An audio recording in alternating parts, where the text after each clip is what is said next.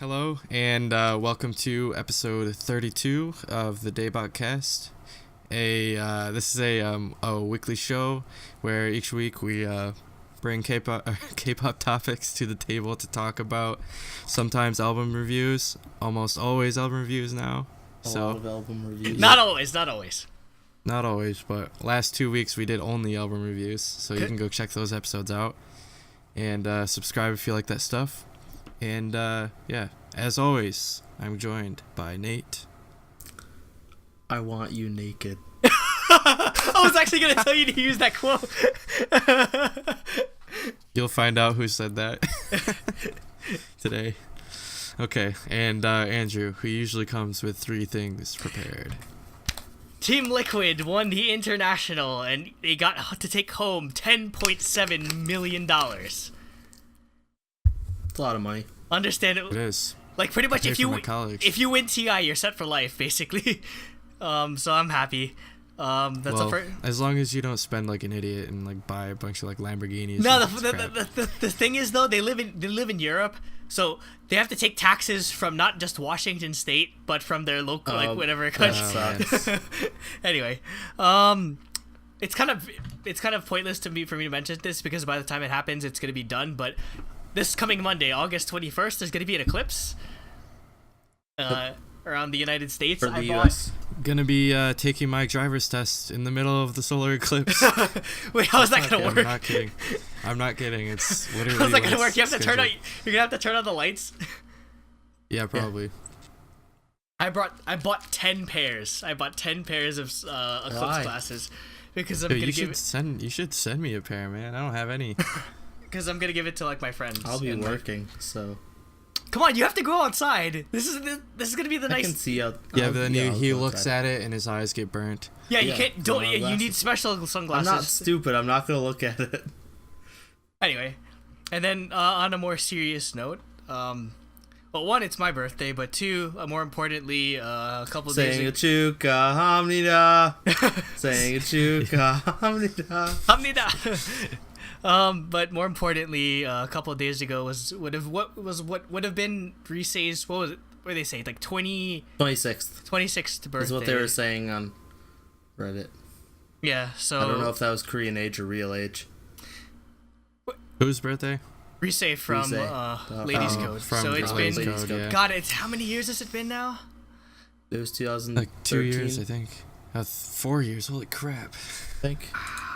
No, it's been a while. Maybe 2014. I had to have been 2014 because that was a horrible year. Yeah, it was in 2014. It's 2014. Yeah, September. It's a little under a month from now. So yeah, rest in peace. Worst year for K-pop. Rest in peace, Risei and Eunbi.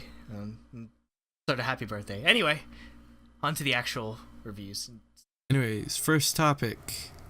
Taeyang. Oh wait, hold on. You forgot your blow note. You have a fourth thing. My fourth thing. You even looked one up.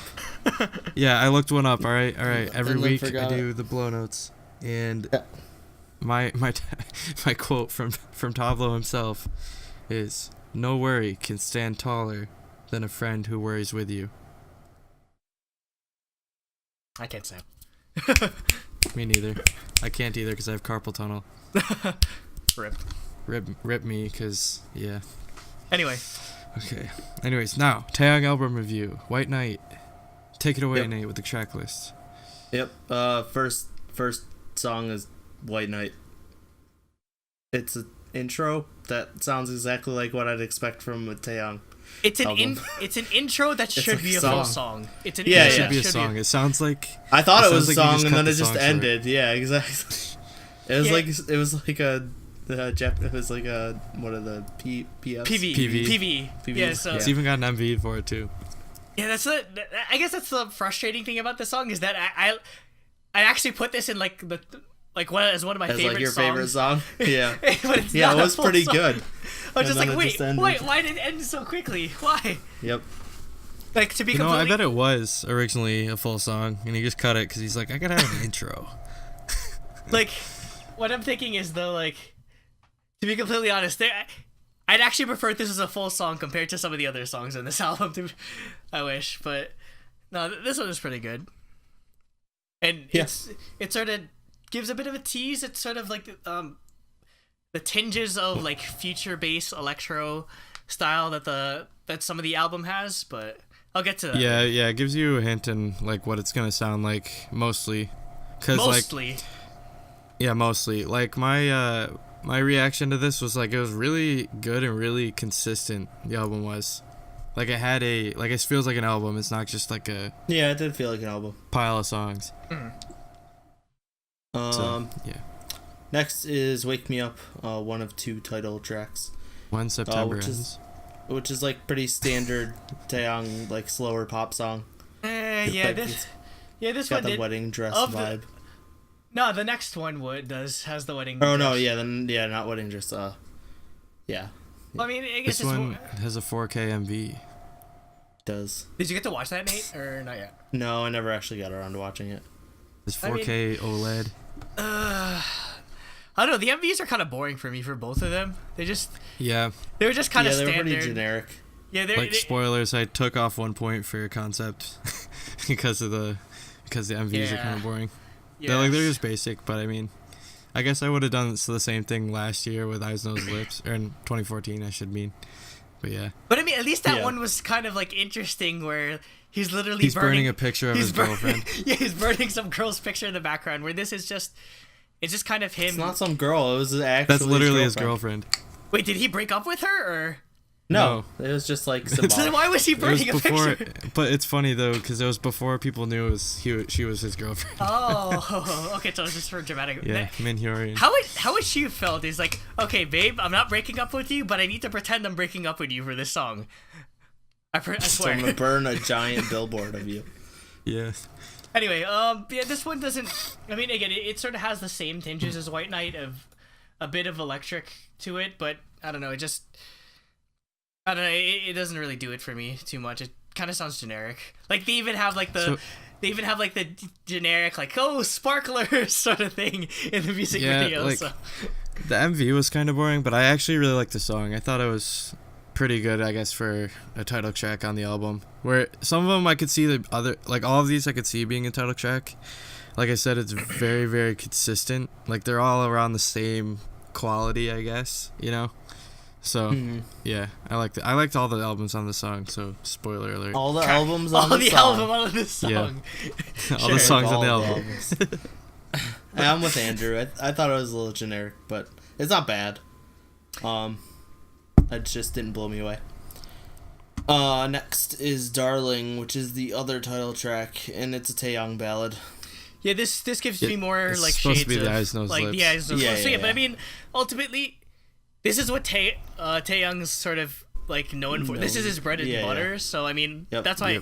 Yeah, this one I liked a lot. But I mean, again, it's just if anything though, it kind of just feels like a variation on Eyes, Nose, Lips, not necessarily too much of an original song. So that's I guess where I'd mark points off for it. But I mean, his singing is good, and I've seen comparisons that it's almost like a Queen song, because there's parts of it where there's it is. There's really nice harmonies in the background, which I can't really think of any Taeyang songs that have sort of had that arrangement to it. So it's a bit unique. Even like the piano progression kind of reminds me of that as well. Now you say it. Yeah. I liked it. I definitely liked it better than "Wake Me Up." This was my preferred of the 2 singles. I know about you guys. Also the part where it goes, "Darling, you," reminds me of the "Mama, I just killed a man." Yeah, so that's where that's where it gives you the Queen vibes, I guess, or it's just basically, or like the beginning of Bohemian Rhapsody, where it's just very like powerful piano, but just again very minimalist in the terms of the arrangement, where it's just vocals, background, and then piano. Yep. The music video didn't do much for me either. I don't know. It's just him. He's like in like the desert. One he's in like, I don't know, Antarctica or something. I don't know. It's just basically that was kind of a thing. He's wandering the world. That was kind of a thing back in the day. Where just K-pop music videos were just, let's go to exotic locations and just film them doing like, I don't know, nothing or just singing. So yeah. Or like the Tableau's Tomorrow MV with Taeyang. It's literally they're just standing in the desert with 2 like, I don't even know what they're. I think they're Hyundai Genesis, just like circling them. Why? Yeah. So. Okay. Next is Ride, which sounded like a super generic American pop song to me. See, I actually this is where I started to like the album a bit more, because again, I'm a sucker for anything with electric keys or sounds like really funky. So yeah, I mean, Taeyang is really big on like R&B. That's kind of where he goes towards in his a lot of his solos. So yeah, I thought this was pretty solid. This might be one of my favorites, or actually, I'd go far as to say might be my favorite on the entire album. Well, actually, no, I take that back. I can't. It's between this one and another song, but it's definitely up there. Pick up. Yeah, I like the song. It's not one of my favorites, but like I said, it's like by a pretty small margin, I guess. Like, I don't really have a favorite on the album, but I consistently liked every song. Yeah. So, yeah, I liked it. I like Andrew said, I like the electric keys, like they're sort of like cascading throughout the song. I like it. It's good. I'd put this album on like while I'm playing games or something like that. Like, this would be a song that would be fine. Wouldn't be too hyped to mess me up, or it wouldn't be too like slow to, you know. Yeah, this album has been the soundtrack to my commutes for the past couple of days. So that's usually a good sign. Yeah. Next is Amazing, not with a G, no G. Okay. This is a lot of synth in it. I like this. I love that it like eases into the song. With it starts off quiet and gets louder. It's awesome. I was kind of disappointed with this song, but I mean it's still alright. But because like the intro lead up made me think, oh crap, it's gonna be like a feature funk type like old school 80s song. But it was kind of a misnomer. It didn't go as heavy into like the 80s synth vibe as I wanted it to. And also, I mean, I guess I was sort of torn between the verses are alright, but the chorus is kind of lazy, where he's just like, amazing, amazing, amazing, amazing, amazing. I'm just like, you couldn't think of a better chorus than just repeating the title. Yeah. I do agree with that. Yeah, that's probably my only gripe, but I mean, like, it's still one of the catchy songs, definitely. The beat production, I'd say, like, yeah, all the beats on this album are pretty well done. Yeah, this song reminded me kind of like the Weeknd kind of. Yeah, definitely. Like, he does very similar music, anyways. But yeah, like I could totally see him making a song like this. You could definitely get a good, a serious like Weeknd vibe out of Taeyang's this type of music. This album. As Taeyang seems to be, at least what the sensation that I'm getting with this album is that he's moving away from, I guess he's making his own progression away from like, I don't know, Usher level R&B to where everything was just like kind of like rain style dancing or whatever, where this is just more of a modern PB R&B type thing. So yeah, he's leaving the early 2000s coming into the 2010s. Finally. Basically, that's kind of what we'd be waiting for, but no, that's not bad. Yep. Next is Empty Road, which is like almost a country song. Yeah, no, this sounds like a country song. Acoustic rock country song. Which is surprising from Taeyang. This reminded me, I think it's the instrumental, reminded me of the song, the freaking, I don't know what it's called. It's like it's like, it's time. Hey, what's that sound? Everybody look what's going down. Yeah. I don't know the name of the song, but it sounds like that to me. I like it, but people are, again, I could hear this too. It sounds a bit like "Love Yourself" by Justin Bieber and by that too, kind of. Yeah, but I mean, it's got the same sort of just like acoustic, electric, or just like electric guitar, carrying the entire track. But yeah, I get a really serious country vibe out of this. I never would have expected something like this from Taeyang, but no, his voice surprisingly works well with this. It's kind of weird for me to imagine him doing any other like genre other than like Big Bang style, like hip hop or R&B. But no, this works really well. I like that he included this on the album.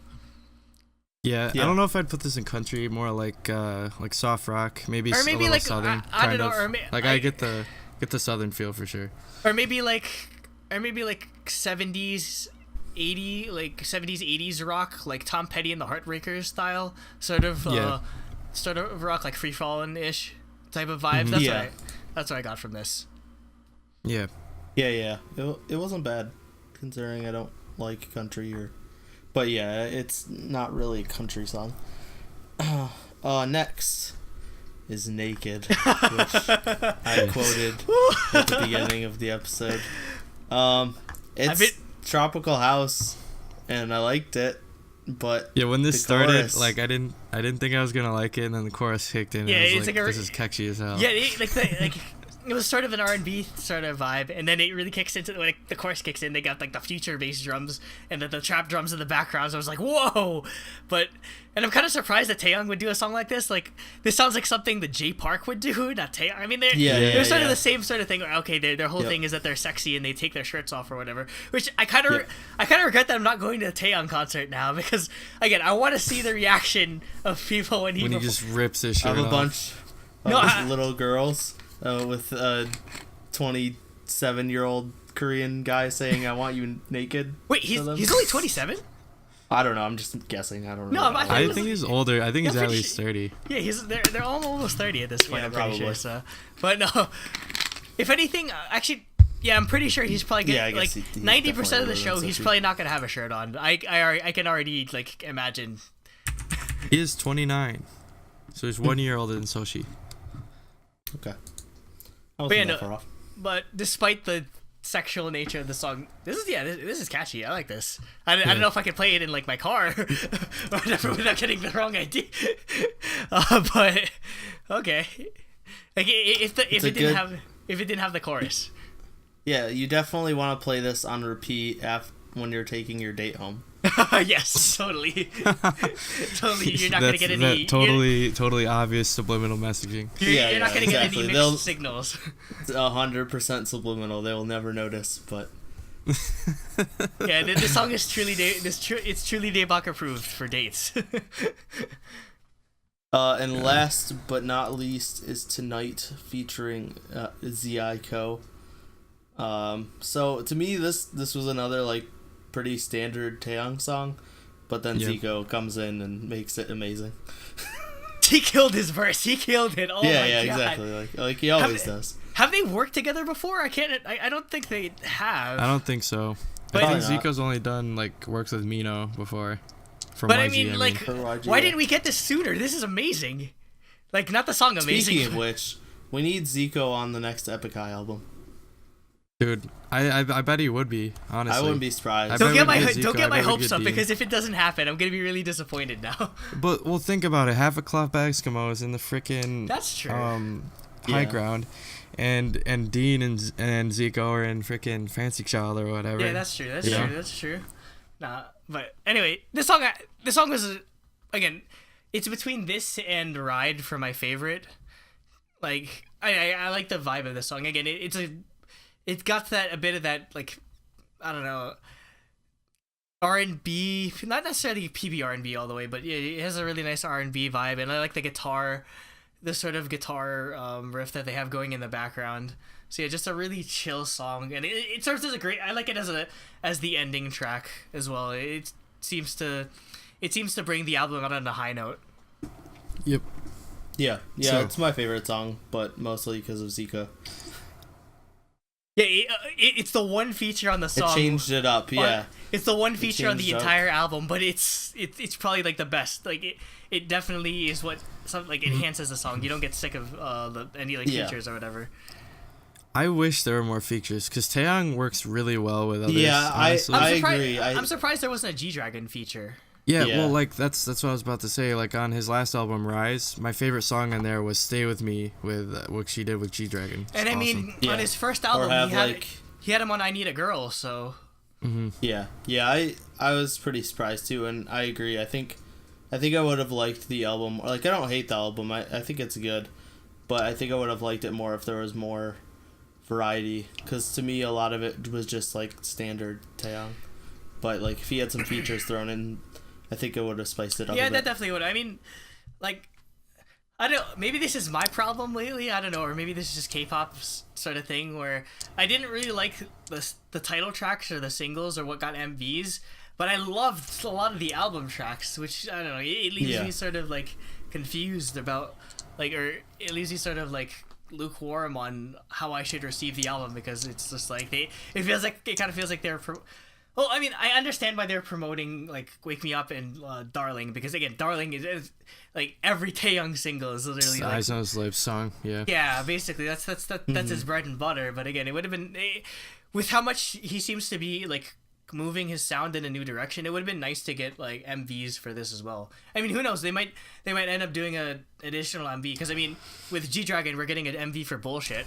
Only if you have. Yeah, it's USE only. How the heck do you get it off USB? I have two. You have two. I'll give you the other. I'll give you the other download link or something. I don't know, but. No, you weren't gonna open one of them. Oh, that's right. I'll keep that dead stock. Just anyway. Just upload it to the drive. Don't tell YG. Yeah, that's true. They'll just give you a file. Anyway, so not like it doesn't matter. Anyway, overall thoughts on the album, guys? I'm sure it'll be on YouTube within an hour. Yeah. Overall, I gave 4 out of 6 for songs. Like I said, nothing blew me away. It was pretty much exactly what I expected. 2 out of 3 for concept, because, like we said, it was consistent but generic. Like, again, what we'd expect from Taeyang. And then 1 out of 1 for bias, because Big Bang. Mm-hmm. Okay, so 7. So for me, I gave it 5 out of 6 for music. I enjoyed it. I think it was a really consistent album, and I think it was pretty decent. I gave it 2 out of 3 for concept, because MVs weren't really blowing me away. But like, it would have been a 1 out of 3, but the 4K MV made it 2. The 4K, because it was in 4K. That's what brought you over there. Yeah, like we gotta start adopting the 4K resolution. I need to be able to watch all my K-pop MVs in 4K. Native 4K, none of this. I need 60 FPS. Forget 4K. No, not 60. No, not for music videos. No, that looks weird. We need that cinematic 424. Although, like we said, it's better if it's actually filmed in 60 FPS. Like Laboom's, the one they did in 60 FPS was good. Mm-hmm. So, anyways, and then I give it 1 out of 1 for bias point. So I give it an 8 out of 10. I really liked it. I thought it was good. All right, so I gave it a 5 out of 6 for music. Again, I was kind of going back and forth on what to rate the music, but ultimately I think the album tracks sort of saved it. I don't know, it's where this album seems to be the most consistent. It doesn't seem like there's anything that's too standout, whereas compared to his older albums, I feel like he had incredibly standout singles, but not much of his album tracks really sort of stood out to, or anything that I really came back to. So it's just, I guess, sort of a different approach. Concept I gave 1 out of 3 because he didn't really do any. Like it just seems like he didn't like it half-assed in a way, or I don't know. The MV is just yeah. I mean, like, at least he did interesting stuff for, like, you know, I Need a Girl, or Eyes, Nose, Lips, or that sort of, or Wedding Dress. Like, I'm surprised we didn't get a Taeyang, like, story MV, like a full story, because that's sort of what he's known for, like, in his music videos. So, and obviously a 1 out of 1 for bias because Big Bang. So that brings mine to a 7. So our total and is 7.3 repeating. So 7. Yep. 7 overall. That puts it in the good territory. Good. So basically, it's a solid album. Basically, yeah. So basically, I think 7 seal approval, right? Yeah. 7 is seal approval. Yeah. 9 and 10 are truly Daebak. 7, 8 seal approval. Yep. So yeah, we basically give it the same score as what we gave G-Dragon's last album as well. The USB peeler, whatever. So, I mean, maybe this will grow on me because G-Dragon's album sort of started to grow on me as of late, or at least some of the songs. Yeah, so we'll see. Maybe it helped that I actually ended up seeing a lot of it in concert and like performed live with the band and everything. So again, NCT effect. Yeah, maybe it is the NCT effect. We'll see though. But I'm not gonna end up seeing Taeyang because my country needs me for soccer. So yeah, 7 out of 10. Yep. Anyways, on to topic 2, which is Nate's topic, if he wants to introduce that. Yeah, so last week I said I wanted us to rank the IOI groups. However, I changed that around a little bit on them. So I decided I think we should rank all of the post-IOI, or post-Produce 101 singles from the IOI groups. And then in turn, by ranking all the singles, you probably figured out the rank of groups. Because it helped a lot for me. I was just like, oh, well, it's pretty clear after I rank all the songs wherever I'm. So I'm gonna list off all the songs we ranked. There's 15 of them. So for Daya, there's On the Road, Mr. Potter, and Will You Go Out With Me. For Pristine, we have We, which was the pre-release, like Pledis Girls track, and Wee Woo. For Cosmic Girls, WJSN, we have Secret, I Wish, Happy, and Kiss Me. That's from after Yeonjung was added. Yes, so yeah, I didn't count Momo Mo. Yeah, which was before Produce 101 anyway. Yeah. We have Wiki Miki with I Don't Like Your Girlfriend. We have Chungha with Weak and Why Don't You Know. We have Gugudan with Wonderland and A Girl Like Me. And then we have Gugudan Ogu Ogu with Ice Chew. Ice Chew! It's so cute. It is, it's so good. So I guess I'll start off because resident IOI fanboy. Yep. Starting from the bottom. He's got a PhD in IOIology. Yep. Number 15 is On the Road. Okay, so preface this. I really like this song, honestly, but it's the card ranking system where all of these are going to be really high up. Good, but the others are bad. I need to place them in some sort of order, so something's going to be last. So yeah, number 15 is On the Road. Number 14 is Mr. Potter. Number 13 is Wonderland. Number 12 is Weak. Number 11 is Kiss Me. Number 10 is Happy. Number 9 is Will You Go Out With Me. So Daya's out of the race already. Sorry, Daya, but you were always my least favorite. Oh, damn. I hope Taeyang doesn't hear that. Shots fired at Daya. I like Daya a lot, but to be honest, I would have put Kathy in over Taeyang any day. Damn. So yeah, where was I? Number 9 was Will You Go Out With Me. So number 8 is I Don't Like Your Girlfriend. Dead center in the middle. Number 7 is Why Don't You Know. Number 6, A Girl Like Me. Number 5, I Wish. Number 4, Secret. Number 3, Ice Chew. Wow. Number 2, Wee Woo, and number 1, We. Okay. Wow, you put We all the way up there? I love that song. I didn't even know you much. liked. I didn't even know you liked We more than. It was a hard fought battle for more We and Wee Woo, but it came out on top. I love that song. It's like an A-Pink song. It's straight up like an A-Pink song, and they did it really well, and I love it. So right there, obviously, Pristine is my number 1 group. Their only 2 songs are my number 1 and my number 2. Wee Woo is so good. Yeah, both of them are so good. I love them both so much.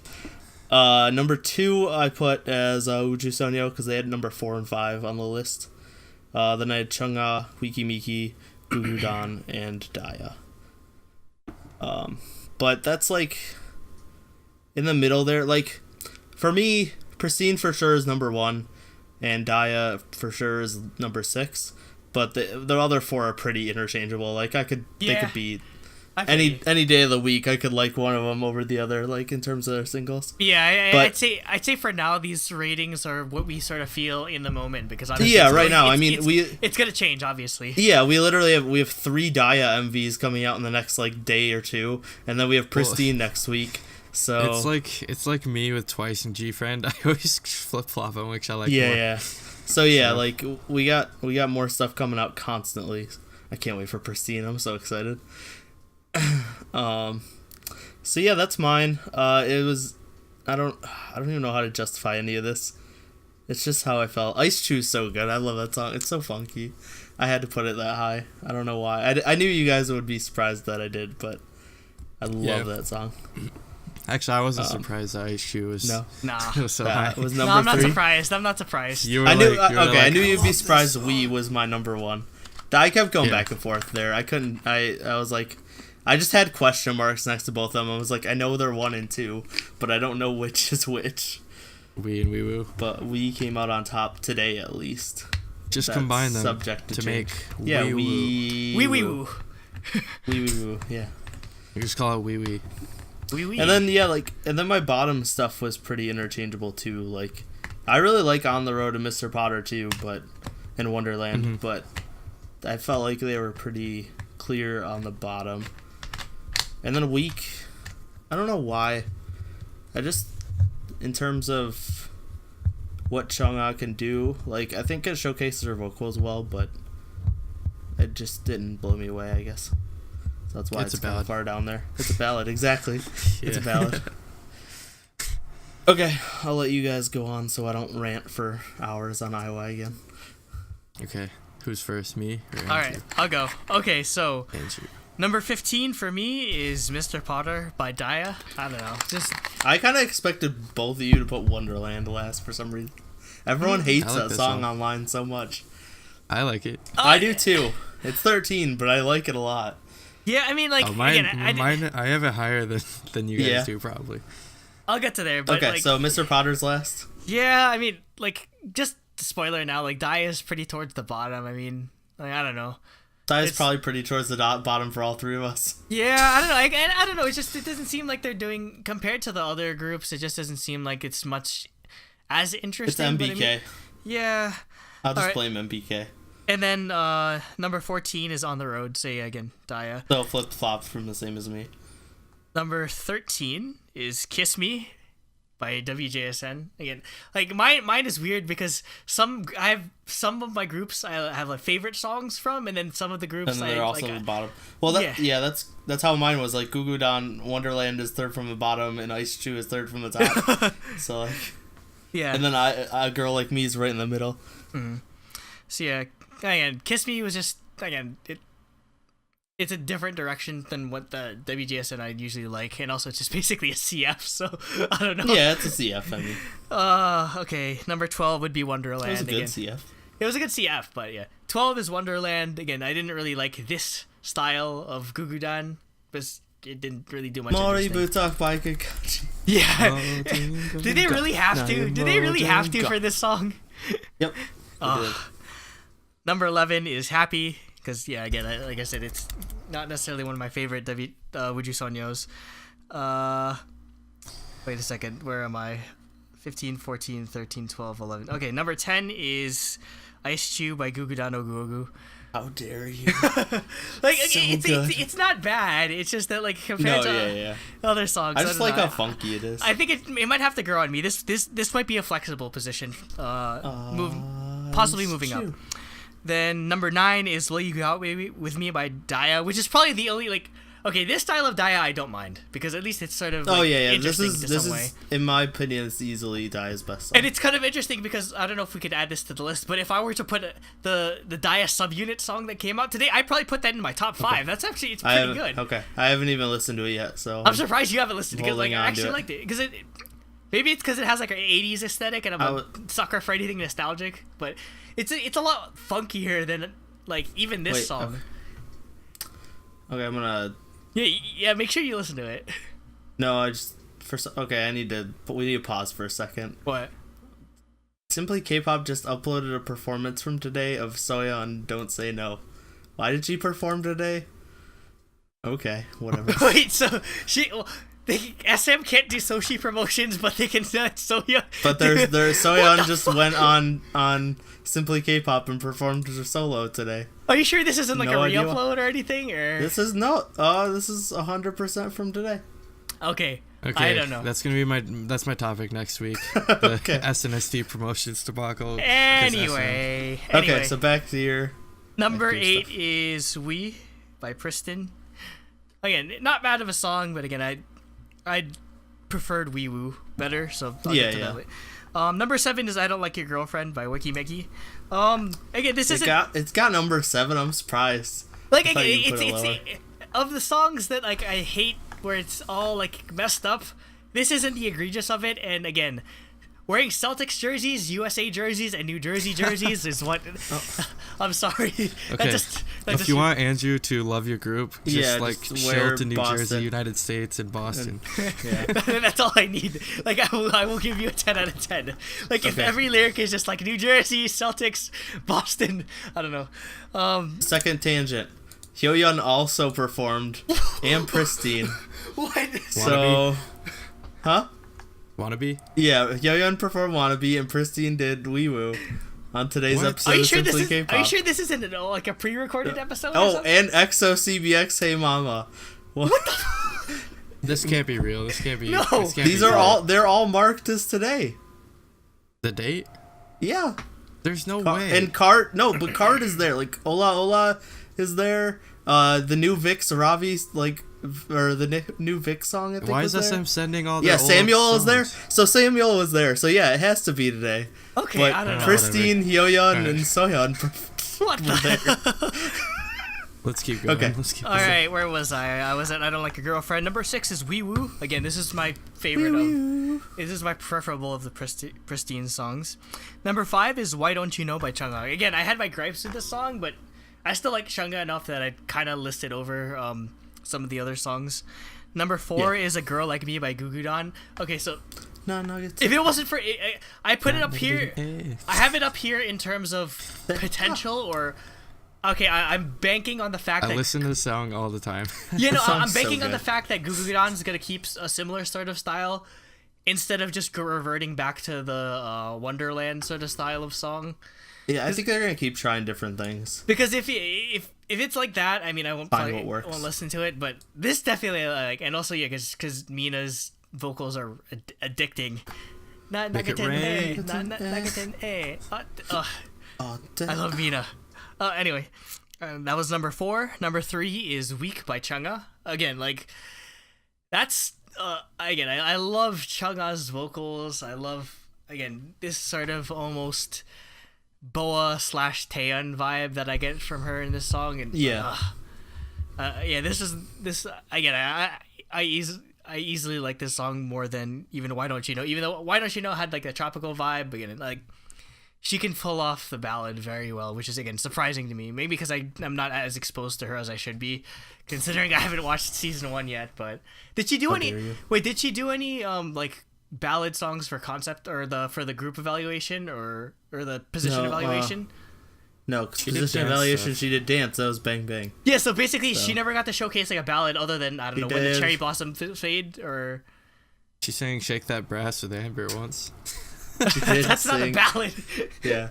No, she showcased her vocals for doing Taeyang just ad-libs. I get maybe that's why I like her, because I get a serious Taeyang vibe from her. Except she can dance probably a lot better than Taeyang. It's a lot more Boa, but yeah. Yeah, Boa and Taeyang. But I mean, those two are kind of related in a way as well. Number 2 is I Wish by WJSN. Obviously, because I love anything very retro 80s and sort of vaporwavy / acid trip sort of that's Spoilers, he's also talking about his number 1 song. Yeah. number one is obviously Secret. Yep. There was a point where I played Secret on repeat for a straight week. That's the only song I listened. That's the only song I listened to for a straight week. That's how much I love this song. Because it's got this maybe it's because of my love of chip tunes in a way, where it's got this really nice sort of beat to it. You really gotta listen to Lovelyz. They have I know. so much electronic chiptune sounds. I know. Lovelyz is another huge gap. Yeah, if you like WJSN and Oh My Girl, you like Lovelyz. Yeah. So, okay, guessing from this, easily number 1, Wuju Sonya would be my... It's kind of bad that Wuju Sonya is my number 1, but I only know 3 members because there's so goddamn many. Let's see. So... You have Chungshao, Shani, Miki. Exy. So that's the 3. That's the 3 Chinese members. Then Exy. you have Exy. Luda. Luda. Luda. Yeonjung, Exy, Luda, Subin. See, I don't even know after this. Taeyang, Yaram, Unsa. They have. Oh, there's a member named Yaram. Yaram? It's Yeah, Summer. Spring. Summer. It's summer. Oh. Wait, what's spring? I'll figure that out I don't later. remember what Summer. You made me lose track. Yeah, I can't name all. Yeah, of them. I could name them all. I lost it. Spring is Bohm. A Bohm, yeah. Okay, so yeah, Wuju Sonya is my Spring. Wuju Sonya would be my number 1 group. Chungha would be my Chungha would be my number 2. I guess again, this is sort of and I'm banking on the fact that I'm gonna like her next single a lot better than I did Why Don't You Know. Number 3 would be Gugudan, again, banking on the fact that I'm going to like what they're going to do in the future. Number 4 would be Pristine. Number 5 would be Wiki Miki, but I can see Wiki Miki moving up because, again, based on if they keep this sort of vibe that they have with like I don't like your girlfriend, I might move them above even Pristine, because I don't know, I definitely like where they're going, and then sadly, yeah, Daya. But I mean, I gotta figure out who I'm missing. Sorry, I'm flipping. You wrote down all 13 members? No. I am looking through one of their albums. Oh, okay. Bona was one of them. Oh yeah, Bona. Just look it up on Google. But I want to know them by face. That's impossible for me. Like half of the group. I know them all by face. The only people Sola. The only people I can look at like by name might be Xe, Yeonjung, and then Changxiao. That's it. You should be able to tell Luda by now. Xe, Yeonjung, and Changxiao for me. Yeah. Bona. Yeah, I think I got all of them. All Sola right. and Bona. All right, Jacob. All right, my ranking. So you're gonna find that I basically just threw off Daya's songs Daya at the bottom. Wait, did you put all 4 at the bottom? All 3. All Yeah. 3 songs. Oh my god! Yeah. Really? On the road. 4 Daya. 15. Well, I don't know. I just don't like Daya that much. Like, I don't dislike them, but I don't really listen to them like at all. Yeah, no, I don't. I only listen to Daya when we have to listen to Daya, basically. Yeah. So like number 15 is On the Road, 14 is Will You Go Out With Me, and 13 is Mr. Potter. Wow, I like Mr. Potter the best. You like Mr. Potter the best out of all the. I like Daya Mr. songs? Potter a lot, but yeah, I think I like. I think I like Will You Go Out With Me better. Yeah, Will You Go Out With Me It's pulls close. Mr. Potter out of the water for me. I guess I don't know. I think it's because I'm used sorry, to Mr. Potter. Dawan. I've listened to it forgot like you. 4 times. So, and then after that, oh my god. Okay, Did so you then throw after that, all of someone else's? Are they in group well, order? Almost. Not as bad. Not as Okay. bad. Okay. All right, so number 12 is Kiss Me. And then I think that's probably my least favorite WJSN song so far. Yeah. It's my least favorite as well. Same. I still like it, but yeah. Like again, I still like it. It's just not my favorite. Number 11, I put We, because I don't really listen to it as much. I just play Wee Woo all the time. Yeah. Wee Woo and Black Widow also. I really like that song. Yeah, I almost put Black Widow on this list. Since Yeah, if Black Widow was on here, I'd put that way higher. That would be in my top 3 with Wee and Wee Woo. Yeah, definitely. So then number 10, I Wish. And then, so, yeah, I like the song, and I like it. Like, it was hard for me, because number 9 is Secret. How dare you? So we all put Secret and I Wish together, with Secret higher than I Wish. Yeah. But in How different dare places. you? I've said it before. Like, I never really liked WJSN as much until Happy came out. I really like Happy. We're on the opposite, where I didn't like Happy. Yeah, as much. I liked Happy, but not nearly as much as Secret and I Wish. Yeah. So then number 8 is Wonderland, which so middle of the road, Wonderland. I thought this was a good debut. I'm surprised, Nate, that a lot of people don't like it. Yeah, I don't. People just thought it was. People got their hopes up so much with Mina, Na-young, and Sejong in Produce 101, and like their abilities and skills, and then they gave them a pretty generic like girl group song that's catchy, that's really catchy, but people were expecting. Like, I really feel bad for the rest of Gugudan, because there are so many people complaining, like, why didn't you just make a trio group of those 3? Like, why'd you add all these other members? Like, they don't add anything. Because Hana has to be the visual. But, like, yeah, I really felt bad. I wouldn't mind if that was a subunit, but I mean, it'd feel bad for the other members. Yeah. Yeah. So, and then number 7 was Ice Chew. I mean, it's still growing me, but I really like that song a lot. I've been listening to it past few days. And then number 6 is Happy. So yeah, I really like that song. It's the first WJSN song I actually listen to, like, because it's Black Eyed Peas song. Sometimes. Yeah, it's probably why. That's why. It sounds kind of like a Twice song. Yeah. That's why I don't like it, because I don't want them to sound the goddamn same. Yeah. So number 5, I Don't Like Your Girlfriend. I don't like a girlfriend. God, that's so catchy still. Yeah, like it really is a lot like I Got a Boy though. Like, it is. For some reason, like it's not even because it's like hip hop or because it sounds like 2 songs in one. Like, You know, it just has the same style. I mean, vibe. They're both going for that like that girl cute, crush, but they go hard. Style. Yeah, which again is probably what they're gonna go for because Doyeon, obviously. Yeah. I can't imagine. Everyone loves Doyeon. I can't imagine Doyeon being in like a Gugudan, like imagine like Doyeon doing like Wonderland. What the hell? Yeah. She could pull it off. She could do anything. I don't know. That'd be weird. I think my bias in Wiki Mickey is probably Yujong. I think I'd pick her. If I was to go to the stand talent route, then maybe. But I don't know. It's hard to choose between the two of them. Yeah. I think it's just because I've seen so much stuff with Yujong in it. Like she's Yujong's like the spokesperson for Produce 101 basically in a way. Yeah. Especially with all those golden tambourine clips. Like oh my god. Yeah. We're doing fire and everything. Yeah. Yeah. So, and then after that, number 4 is Weak by Chungha. I really like that song. I listened to her album a lot. So. Yeah. Number 3, Wee Woo by Pristine. Number 3. Yes. I thought that was gonna be your number 1. What's number 1 and 2? We're getting there. We can figure it out, but you can narrow it down. But yeah. Yeah. And so, number 2 is A Girl Like Me. Like I told you, I listened to that. Oh no, yeah, that's right. I figured it was either Wee Woo or A Girl Like Me, so I'm surprised that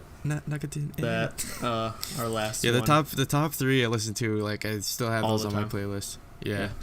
So, and then number 1 is Why Don't You Know? Why Don't You Know? Boo, boo, boo. So, it's funny, because originally I wasn't too high on this song, but then I just started listening to it a lot. Well, because the beat is what probably wins you over easily, because for all the gripes I have with the vocals or whatever, that beat is goddamn catchy. It's ridiculously catchy.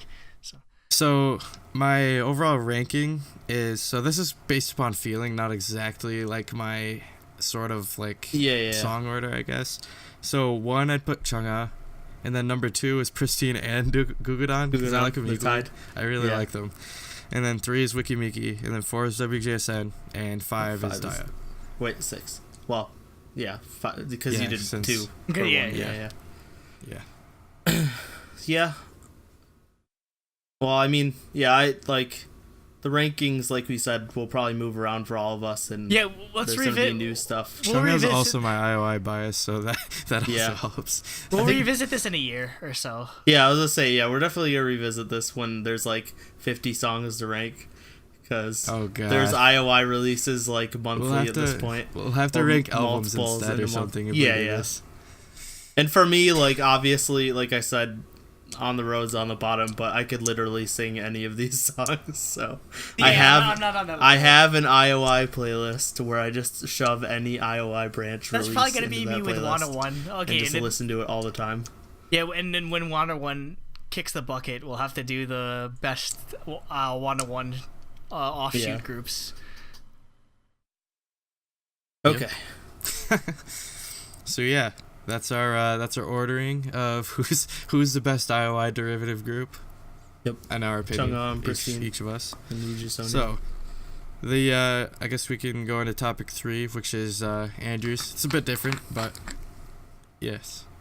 All right, so I'm surprised it took us this long to get to this topic, but I kind of wanted to talk about Korean esports, I guess in general. I guess just to start it off, it's pretty fitting because. Literally just this week, just this Monday, StarCraft Remastered came out, and as we all know, like for the longest time, StarCraft was the national sport of Korea, basically, StarCraft was the first esport. Yeah, StarCraft was the first esport. Like it's crazy that esports is such a big thing now, where you're getting like multi-million-dollar deals and it's on TV or whatever, where like in 1999 they were showing this on OGN in Korea, which is insane. Like just to think of that, where OGN has been around that long now. Yep. Like, and again, we don't have any like paid gaming channels in that sort of What sense. Is OGN? Online Gaming Network? On GameNet is basically Online Gaming Network. Yeah, On GameNet is their one of the channels. There's a it's a TV channel. It's not online. Yeah, well, I mean, it's they show online channel. Gaming. They show online gaming is what I mean. Yeah, so they'd show like StarCraft, they'd show Brood War, they'd show League of Legends, they'd show like Vainglory, they'd show everything on there, like anything that's possible. anything that's an esport is an esport over there, basically. I can't believe Vainglory is popular there because it's for your phone. Vainglory is it's a MOBA for your phone. But no, from what I hear, it's pretty popular in Korea. And it's a pretty solid game from what I hear. Where it's a lot more simplified than something like a League of Legends or a Dota, but it's still pretty. From what I understand, like when girl idols or whatever say they play a lot of video games, a lot of times they mean they're playing mobile games. Well, like in America, we think of them as two different things. Yeah, two different things. Mostly like core gamers, I guess. But like even people who are like regular gamers still consider like mobile game and Korea the same. 100%. Yeah, because it's just when you get like Jisoo who has a PS4 and plays Bloodborne. Yeah. Again, that seems to be a rarity. Like throughout all of Asia, except they all play Overwatch. Yeah, we're basically everybody plays. Like all of Nine Muses plays Overwatch. Like a one guy in Brutus 101 was like a top 10. I think it's because of the characters. Yeah, because D.Va. They almost all play D.Va. And I mean, because it's because Blizzard has such a storied history in Korea any game there, almost every game popular. There is popular. Because I mean, WoW is popular there. I'm pretty sure. How about Diablo? Diablo's the only one I don't know if it was that very popular in Korea. It doesn't have any competitive aspects, so I think that's why. That's fine. I'm pretty sure there have been some BlizzCons where they had like Diablo 2 like PvP. I don't know how that works, but I mean they still have WoW PvP at BlizzCon. So do they play Hearthstone? Definitely. Yeah. Oh, definitely.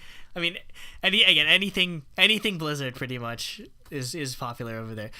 It's been interesting to see this if we did this topic like 5-6 years ago, though, it'd be such a different sort of thing where you're just talking about StarCraft all the time. Yeah, StarCraft is like StarCraft 2 was like the name. I was gonna say that was when StarCraft 2 was popular. Yeah, StarCraft 2 was at its peak when especially when Nate was over there. That's when WC were they doing WCS at that point already or? I don't think so. Because it was still just GSL. Yeah, because they didn't start that. I don't think they started that until after League of Legends started their whole like circuit sort of thing. So because it just used to be like regional tournaments or like OGN stuff on Korea. Well, yeah, it was pretty much GSL was the big thing, and because I went to GSL championship, and I think they were getting like 40 grand if you won GSL. So.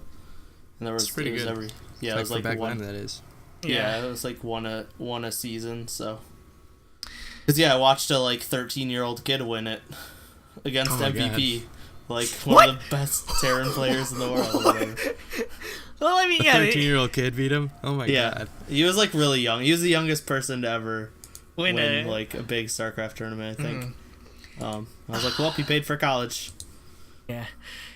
It is really sad to see what sort of become of the StarCraft 2 professional scene. Like, again... Well, I guess League of Legends sort of like kicked it off its throne. Well, I mean, there was a point where they coexisted where, where StarCraft... Where I guess sort of Season 3 of League of Legends is when League of Legends started to overtake StarCraft. Because... Yeah, again, they were still holding... like a lot of ESL tournaments and everything or whatever, but that's when League of Legends sold out the Staples Center or whatever.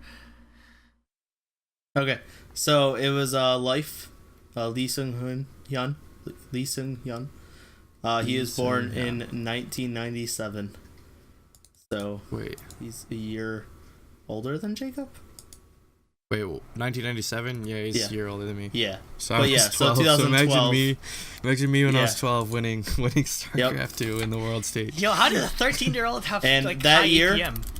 Okay, so the crazy thing is, in 2011 he won $600 overall, from tournaments.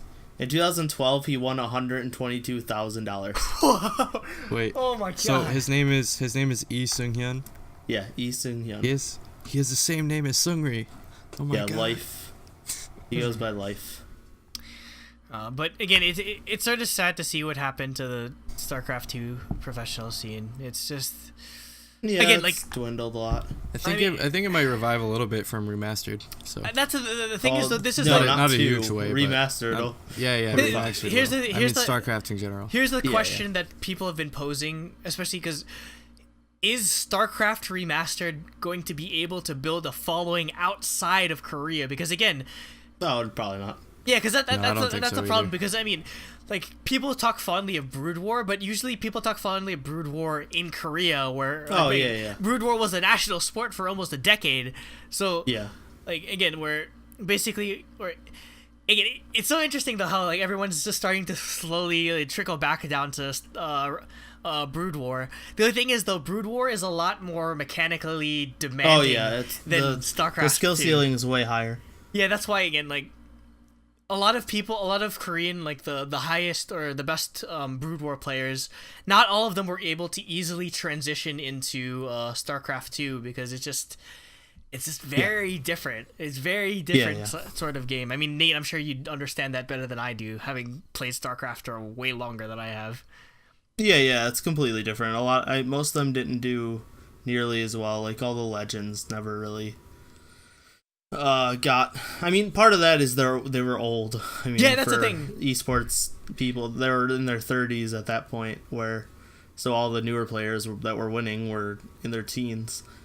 And so like, yeah, it's kind of teaching an old dog new tricks type of thing is like, they're so used to Brood War that it's hard for them to pick up something that feels completely different, even if it's the same type of game. The only exception would be possibly, I'd say this is easily considered the greatest rivalry in all of StarCraft. It'd be Flash versus Jaedong, which Flash versus Jaedong was interesting because they started off in Brood War, but then it sort of transitioned to StarCraft 2. But again, them playing them, because for whatever reason, I forget who hosted the Brood War tournament, but like literally just this year they had a Brood War tournament and Flash and Jaedong went in the semifinals and people waited like 9 hours to see them get in. Like it was on it. I was watching the VOD for like research or whatever.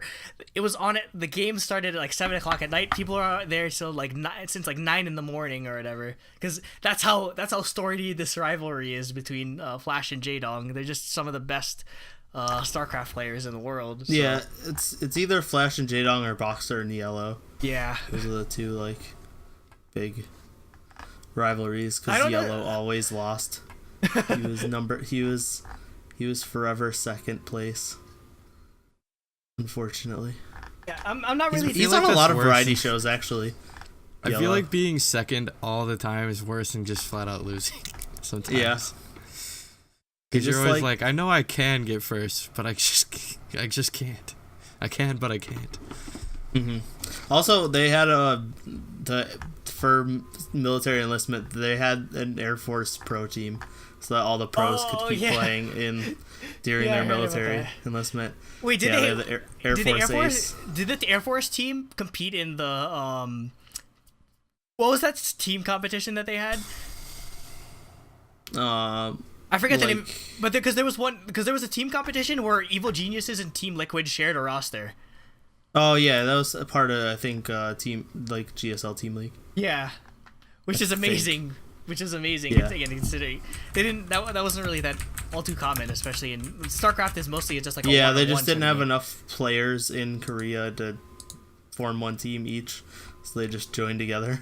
Yeah, basically, which is insane. But yeah, I don't really know too many of the Korean players because again, most of the people I know is people I saw.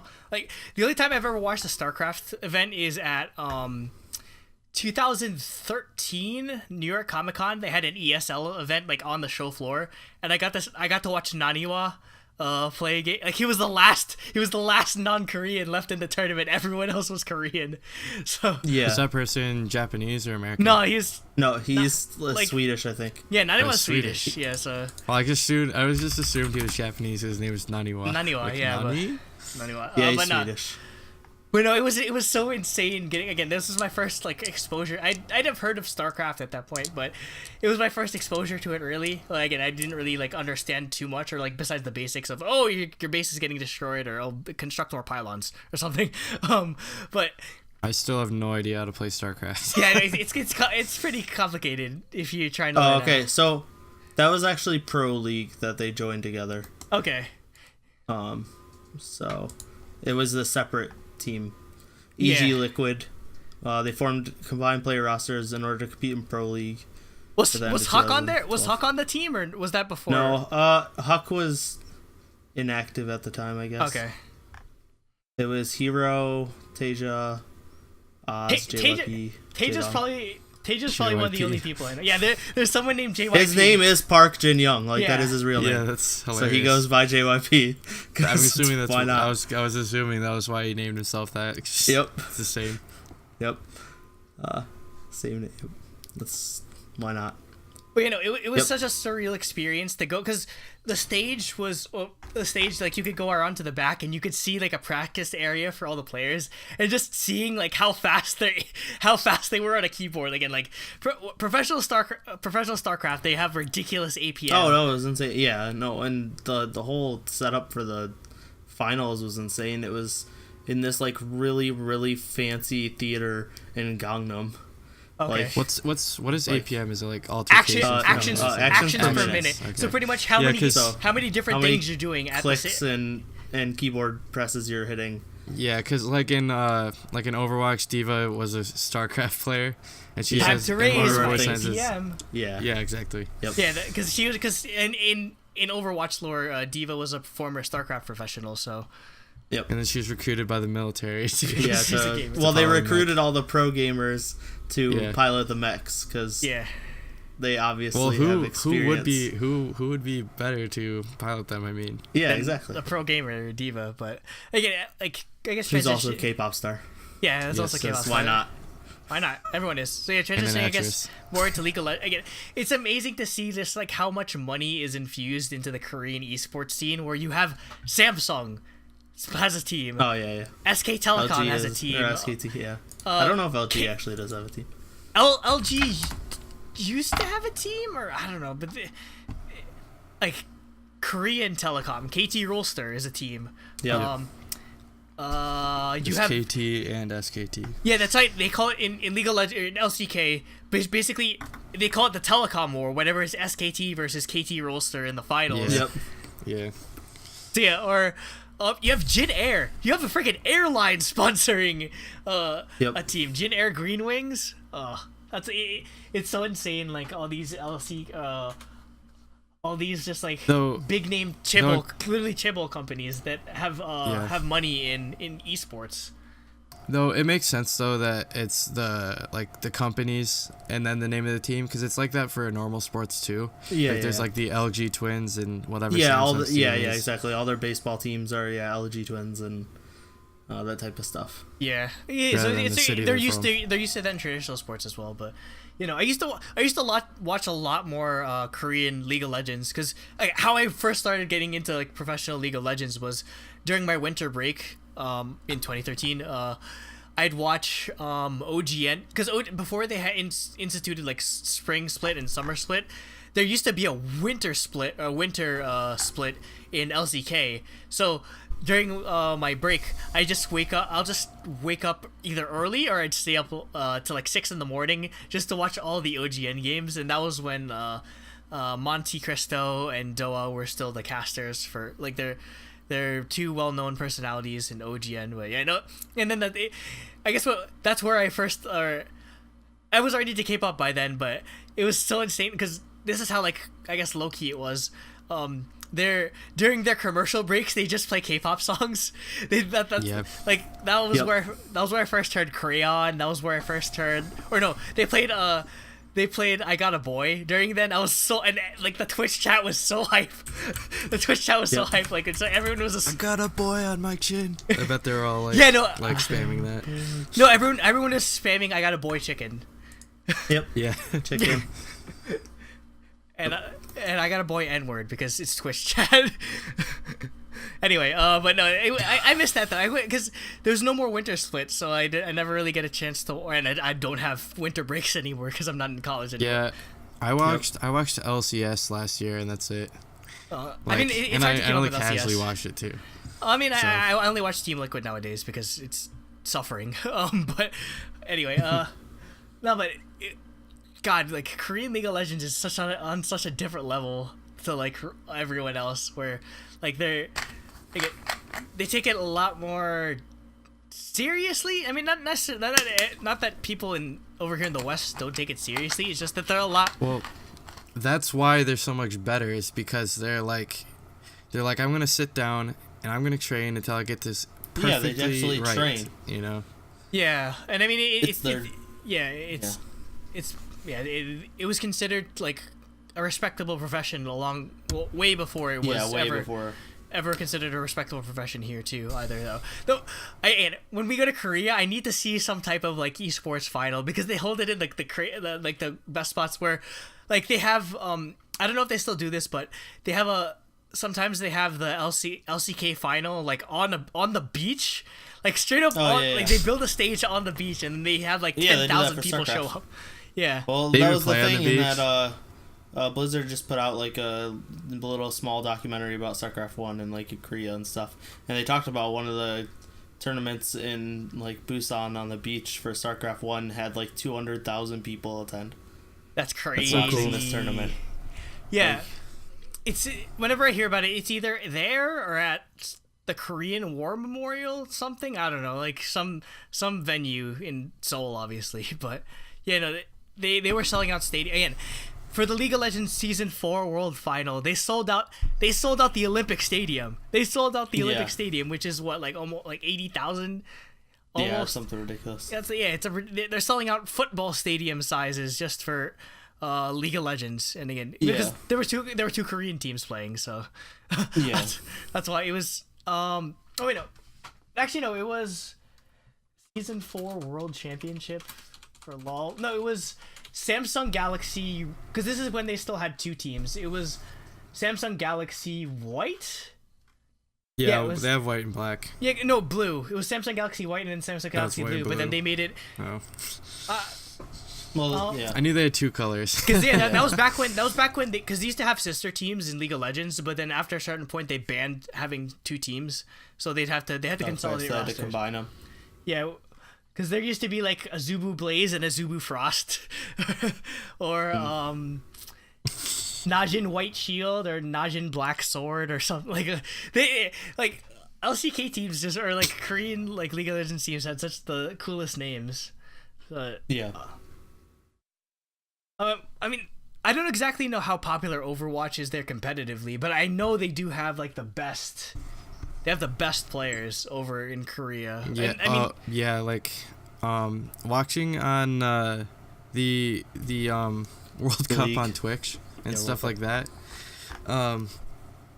Man, everyone's scared. When they interview, everyone's scared to play South Korea. Like, they're like, who do you not want to play against? Chinese Taipei, South Korea, and China. Like, because South Korea has so many good teams that they basically they have to consolidate like all of them on one good team.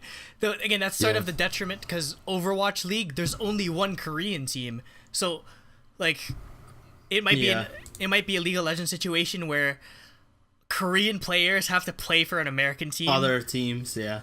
Yeah, that's really common, where basically either this has happened before where the former support for TSM, I believe we talked about this a long time ago when we talked about military. The former support for TSM, Lustboy, the reason why he took a position, or he took the TSM support slot, is that he would delay his mandatory service because he was playing abroad. So yep. Yeah, like a lot of it's lucrative, and obviously you get to live in America, you make a decent amount of money or whatever. Though it's hard to compete with the Chinese esports organizations, because they're throwing around like millions of dollars, because they have like in China they have straight up like billionaire investors, or like the top 10 wealthiest people in China like invest into esports. Yeah, I mean it's starting to get that way, I guess, in America. Like people are like people who own basketball teams are starting to own esports teams. Again, like Team Liquid, like my the organization I'm a fan of, Team Liquid, they have part owners of Disney has a stake in Team Liquid. The owner of the Golden State Warriors has a stake. The owner of like the Washington Capitals has a stake in Team Liquid.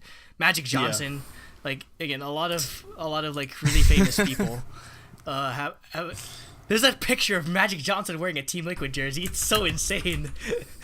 It's I like to see that. I just remember when they were a tiny StarCraft team too. Well, yeah, Team Liquid started off as like a Brood War message board. Yeah, exactly. And I like followed them as a StarCraft 2 team, and that was it. And then I remember when they added like League of Legends, and now they just do everything, and all these crazy people. Yeah, just today, Team Liquid announced that they're building like an actual like facility where they'll have like special. They can train and stuff. Yeah, like they're having a training. They're building a training facility where they'll have like. Oh, they just announced this today. What? I like went to their website and they have a whole map and they're talking about like a kitchen and stuff. Yeah, no, like there's a meme that like one of the owners of Team Liquid is Steve Arhansett, and basically he was a former Team Curse player, which turned into Team Liquid. So he's co-owner of Team Liquid with Nazgul. So there's a meme that's paid by Steve because they have a lot of money, so everyone's just thinking, oh, he's just paying for the best players. Because there was a split where Team Liquid had Double Lift, who was one of the best AD carries in all of North American League of Legends. So he's TSM now, right? Yeah, because he was originally CLG, went to TSM, then he took a split off, but to like make himself not rusty, he took like a couple weeks with Team Liquid. Anyway, yeah, so they're building this whole training facility and all this sort of stuff, and they're building one in like Europe as well for the Dota 2 team and for the Hearthstone players. But it's so weird that they've moved away from StarCraft when StarCraft was their bread and I guess again, because I mean again, Kespa or a lot of the Kespa teams shut down or like they. Oh well, yeah. Kespa had so many problems, so many like cheating problems and stuff like rigged matches and so. Yeah, I mean like. Why do people think they'd get away with that kind of stuff like cheating and? They got away with it so for a while. easy to spot. Yeah, no, Kespa's kind of a nightmare. Yeah, but like a lot of the teams, because as far as I know. In Korea, at least how it was, you're only allowed to compete in like StarCraft if you were somehow aligned with Kespa. And when Kespa was like basically, okay, we're not doing StarCraft, the scene just they cut off the life support basically, which kind of sucks because if there's no StarCraft scene in Korea, there's no StarCraft scene around. There's no StarCraft scene, at all. So all the foreign players went to Korea to play because. That was the only place you could make money. Yeah, no, like with a lot of like high profile esports, people go to Korea, like they boot camp in Korea just to like with League of Legends because you have better solo queue in Korea, and I mean because they have nice internet and you could just go to a PC bang and like play or whatever. Yeah. Another thing we haven't talked about is Sudden Attack. That's the Sudden Attack. Again, I don't think that's an want e-sport, it in America. No, they have it's an esport like. I keep seeing pictures of IU performing at the Sudden Attack Champions League. Oh well, no, yeah, like idols perform at their stuff. Yeah, I mean, give me North American release so I can play as like.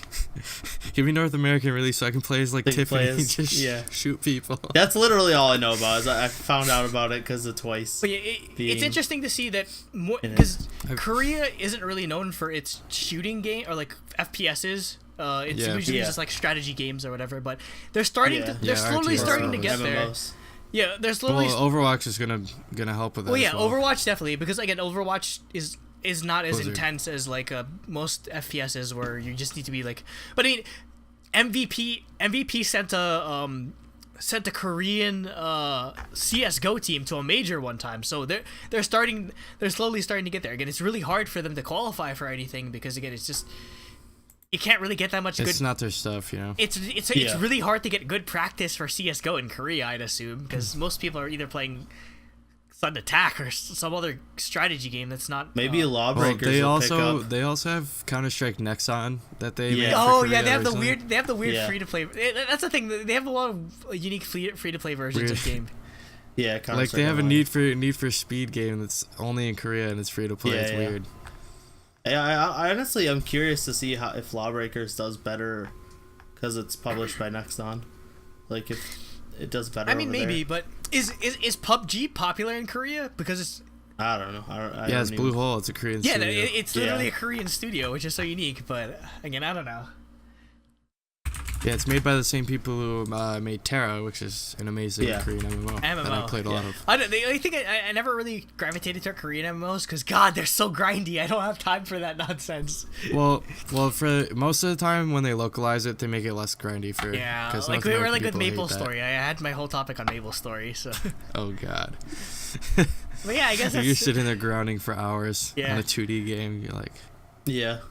Yeah, I guess I covered most everything about Korean esports. I guess I'll go into more specific topics as need be, because I know it's going to come up eventually when, I don't know, when either something with StarCraft happens or when something with League happens. But yeah, I guess I just, in celebration of StarCraft or Remastered coming out, which I still have to play more of, I've only made it through like the first 4 or 5 levels of the Terran campaign, but I'll get there eventually, and I'll learn how to play multiplayer. But hopefully, if I play online, I might get wrecked by like some Korean guy.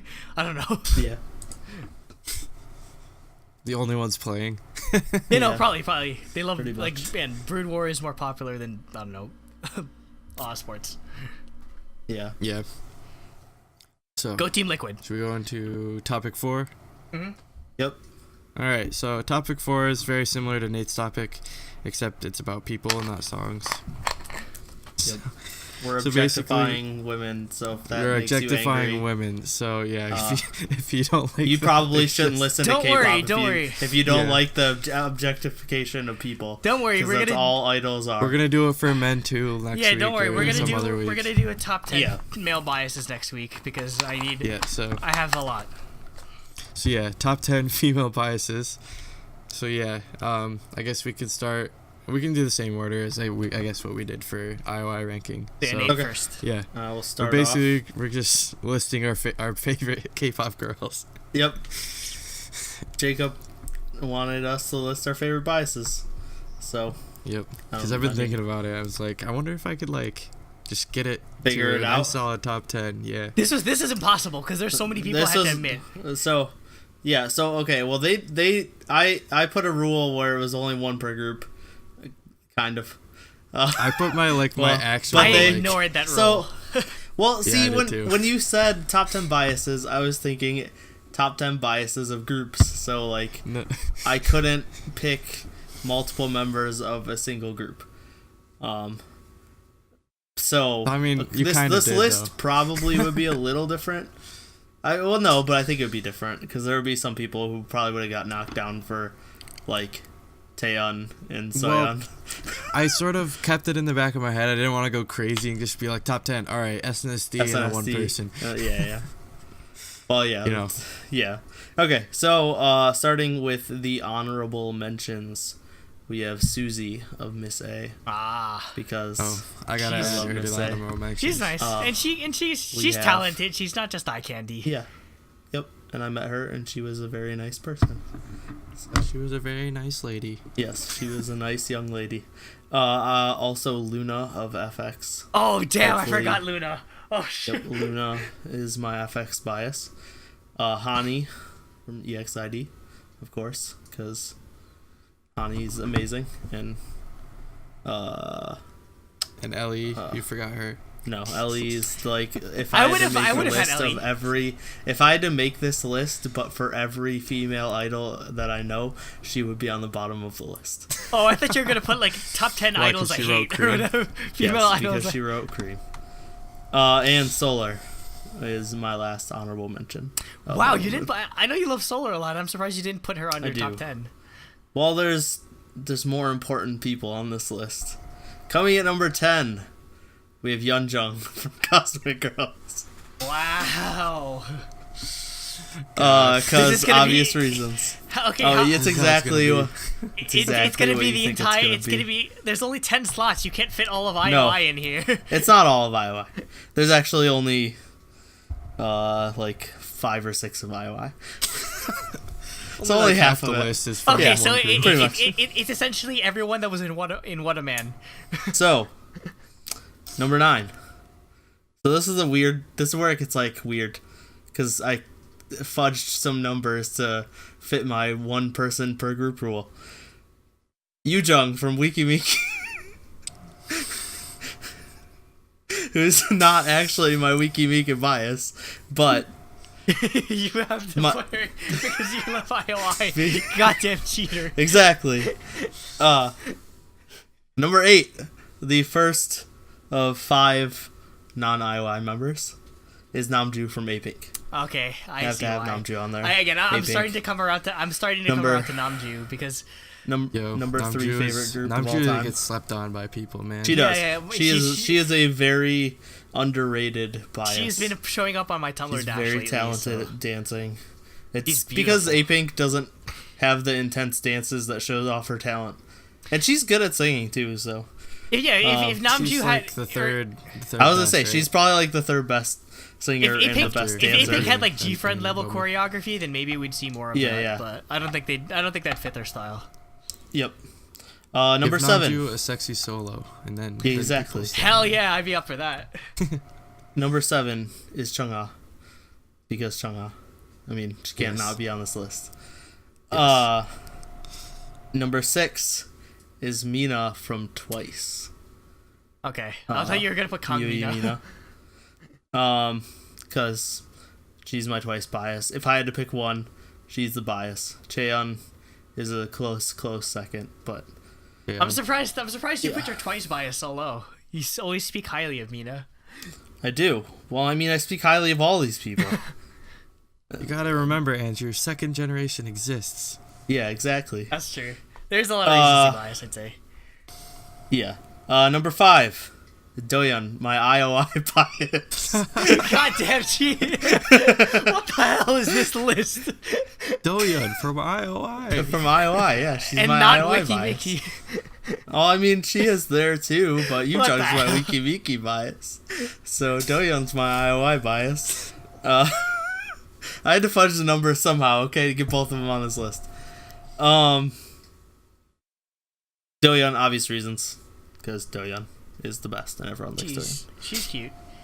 Also very Number tall. 4, Kang Mina from Gugudan. From Gugudan. Yay! From Gugudan, yeah, different group. Not from IOI, but from Gugudan. No, And then Chaeyeon from See, Gugudan like, Ogu Ogu. maybe a side sort of thing, but I didn't end up putting Mina on my list. But if I were to make a list of top 10 people with cute, stupid-looking Dumbo ears, she'd be number 1. She'd have to be number 1. I'm surprised Mina's not on your list, to be honest. Yeah, number 4 is Kang Mina. Probably my overall IOI bias, but She's so goddamn I needed Doyeon adorable. and Yoojung on this list, so I fudged the numbers all around. And she's also my Gugudan bias, so it works out. Easily. Number 3, top 3, Stan talent, Kang Soo-gi from Red Velvet. Oh shit. The 2nd best singer in the group is the best dancer in the group. He's Yes. Stan talent. Stan So- talent. With spaces between the letters. Yeah. Also, her and Mina are like sisters, so it works out that they're number 3 and number 4.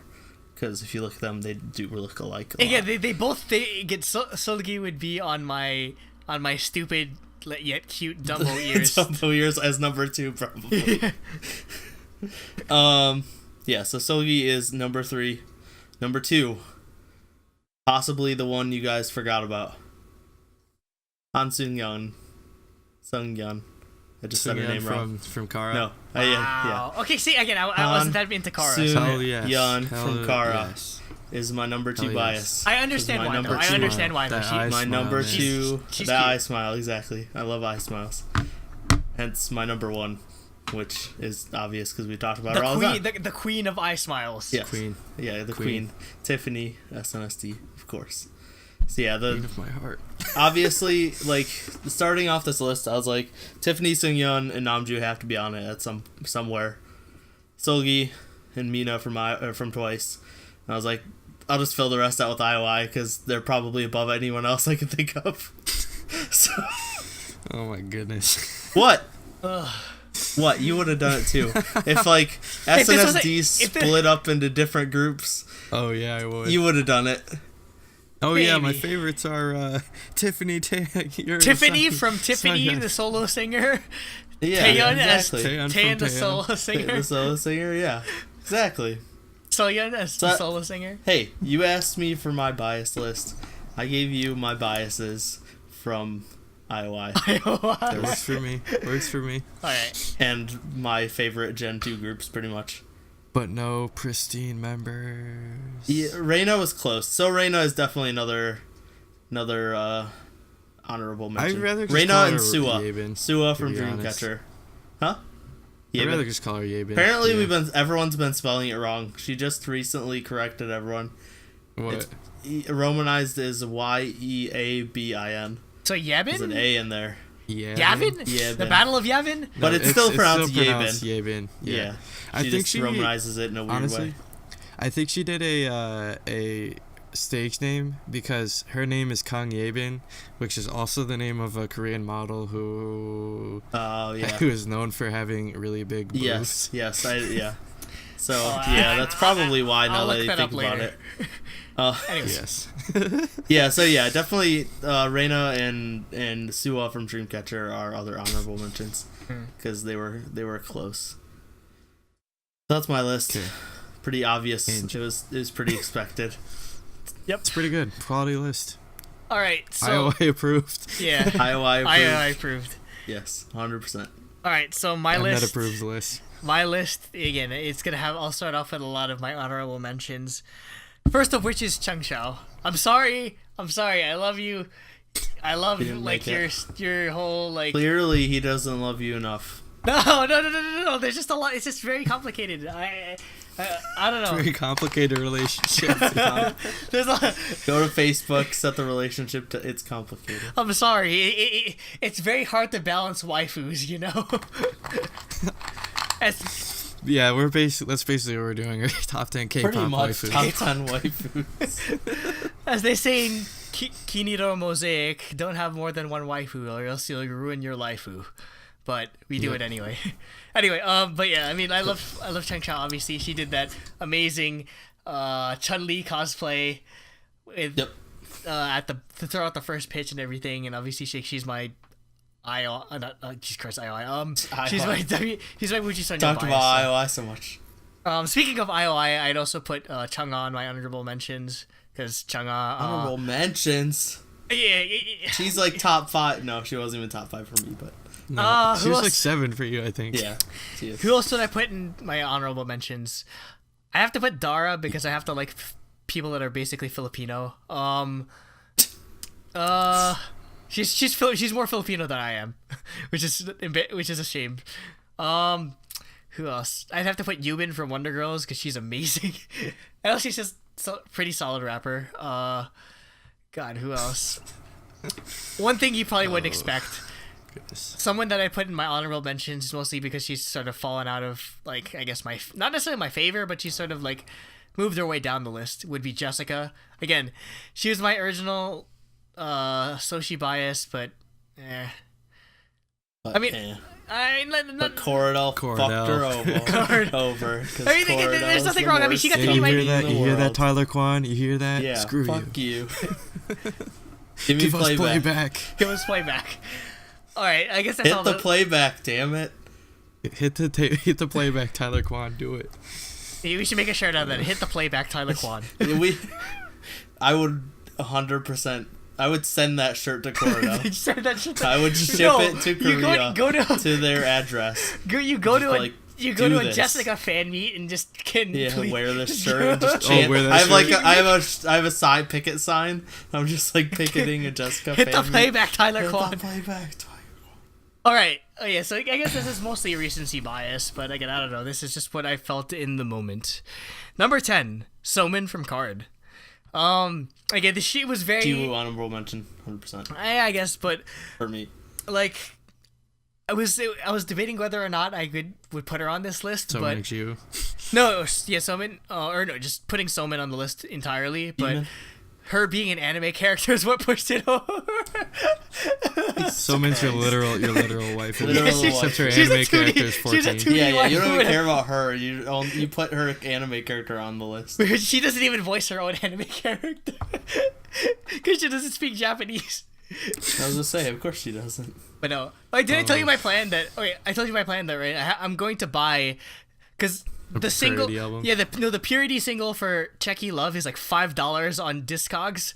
So I'm going to buy it. I'm going to get those P1 tickets, and I'm going to ask her if she can sign it. Or she's going to be like, what the hell? Anyway, yes, Stillman's amazing. She's incredibly talented. She's incredibly beautiful. So. Well, I think she'll remember you if you do that for sure. Yeah, definitely. She's probably like, people actually know what Purity is? Yeah. I'm probably no kidding. So. At the Toronto thing, I said, "Oh, I love Purity," and she's like, "Oh, thank you." I was probably like the only guy that went up and was just like, "I love you from Purity," or like, "Not, I love you from April," or "I love you from Card," rather. Anyway, number 9 would be Hani, because her fan cam saved EXID. She's hot AF. Saved an entire. She saved an entire group, and again. Because long hair Hani is just probably one of like the best looks in K-pop in general, and also again I don't know why she's very undervalued with her singing. Well, maybe it's because she's like incredible, like her looks are what she's known for a lot. But she's honestly up there with Hyerin and Seulgi. Yeah, no, like again, like she's a really good vocal. She's my favorite vocalist in EXID. Really I don't know why. People I think she's my favorite too. Yeah, she has a lot of power in her voice. Not as much as I think they just relegate her to sub vocals is because Hyerin's just a little bit better. Yeah, I guess. Yeah. But she's just barely third. Yeah. I mean, if that's one thing you have to give EXID credit for, their song choices might be odd, but they definitely have a lot of talent in the vocal department across all members. Because like I mean, even Ellie can sing. So.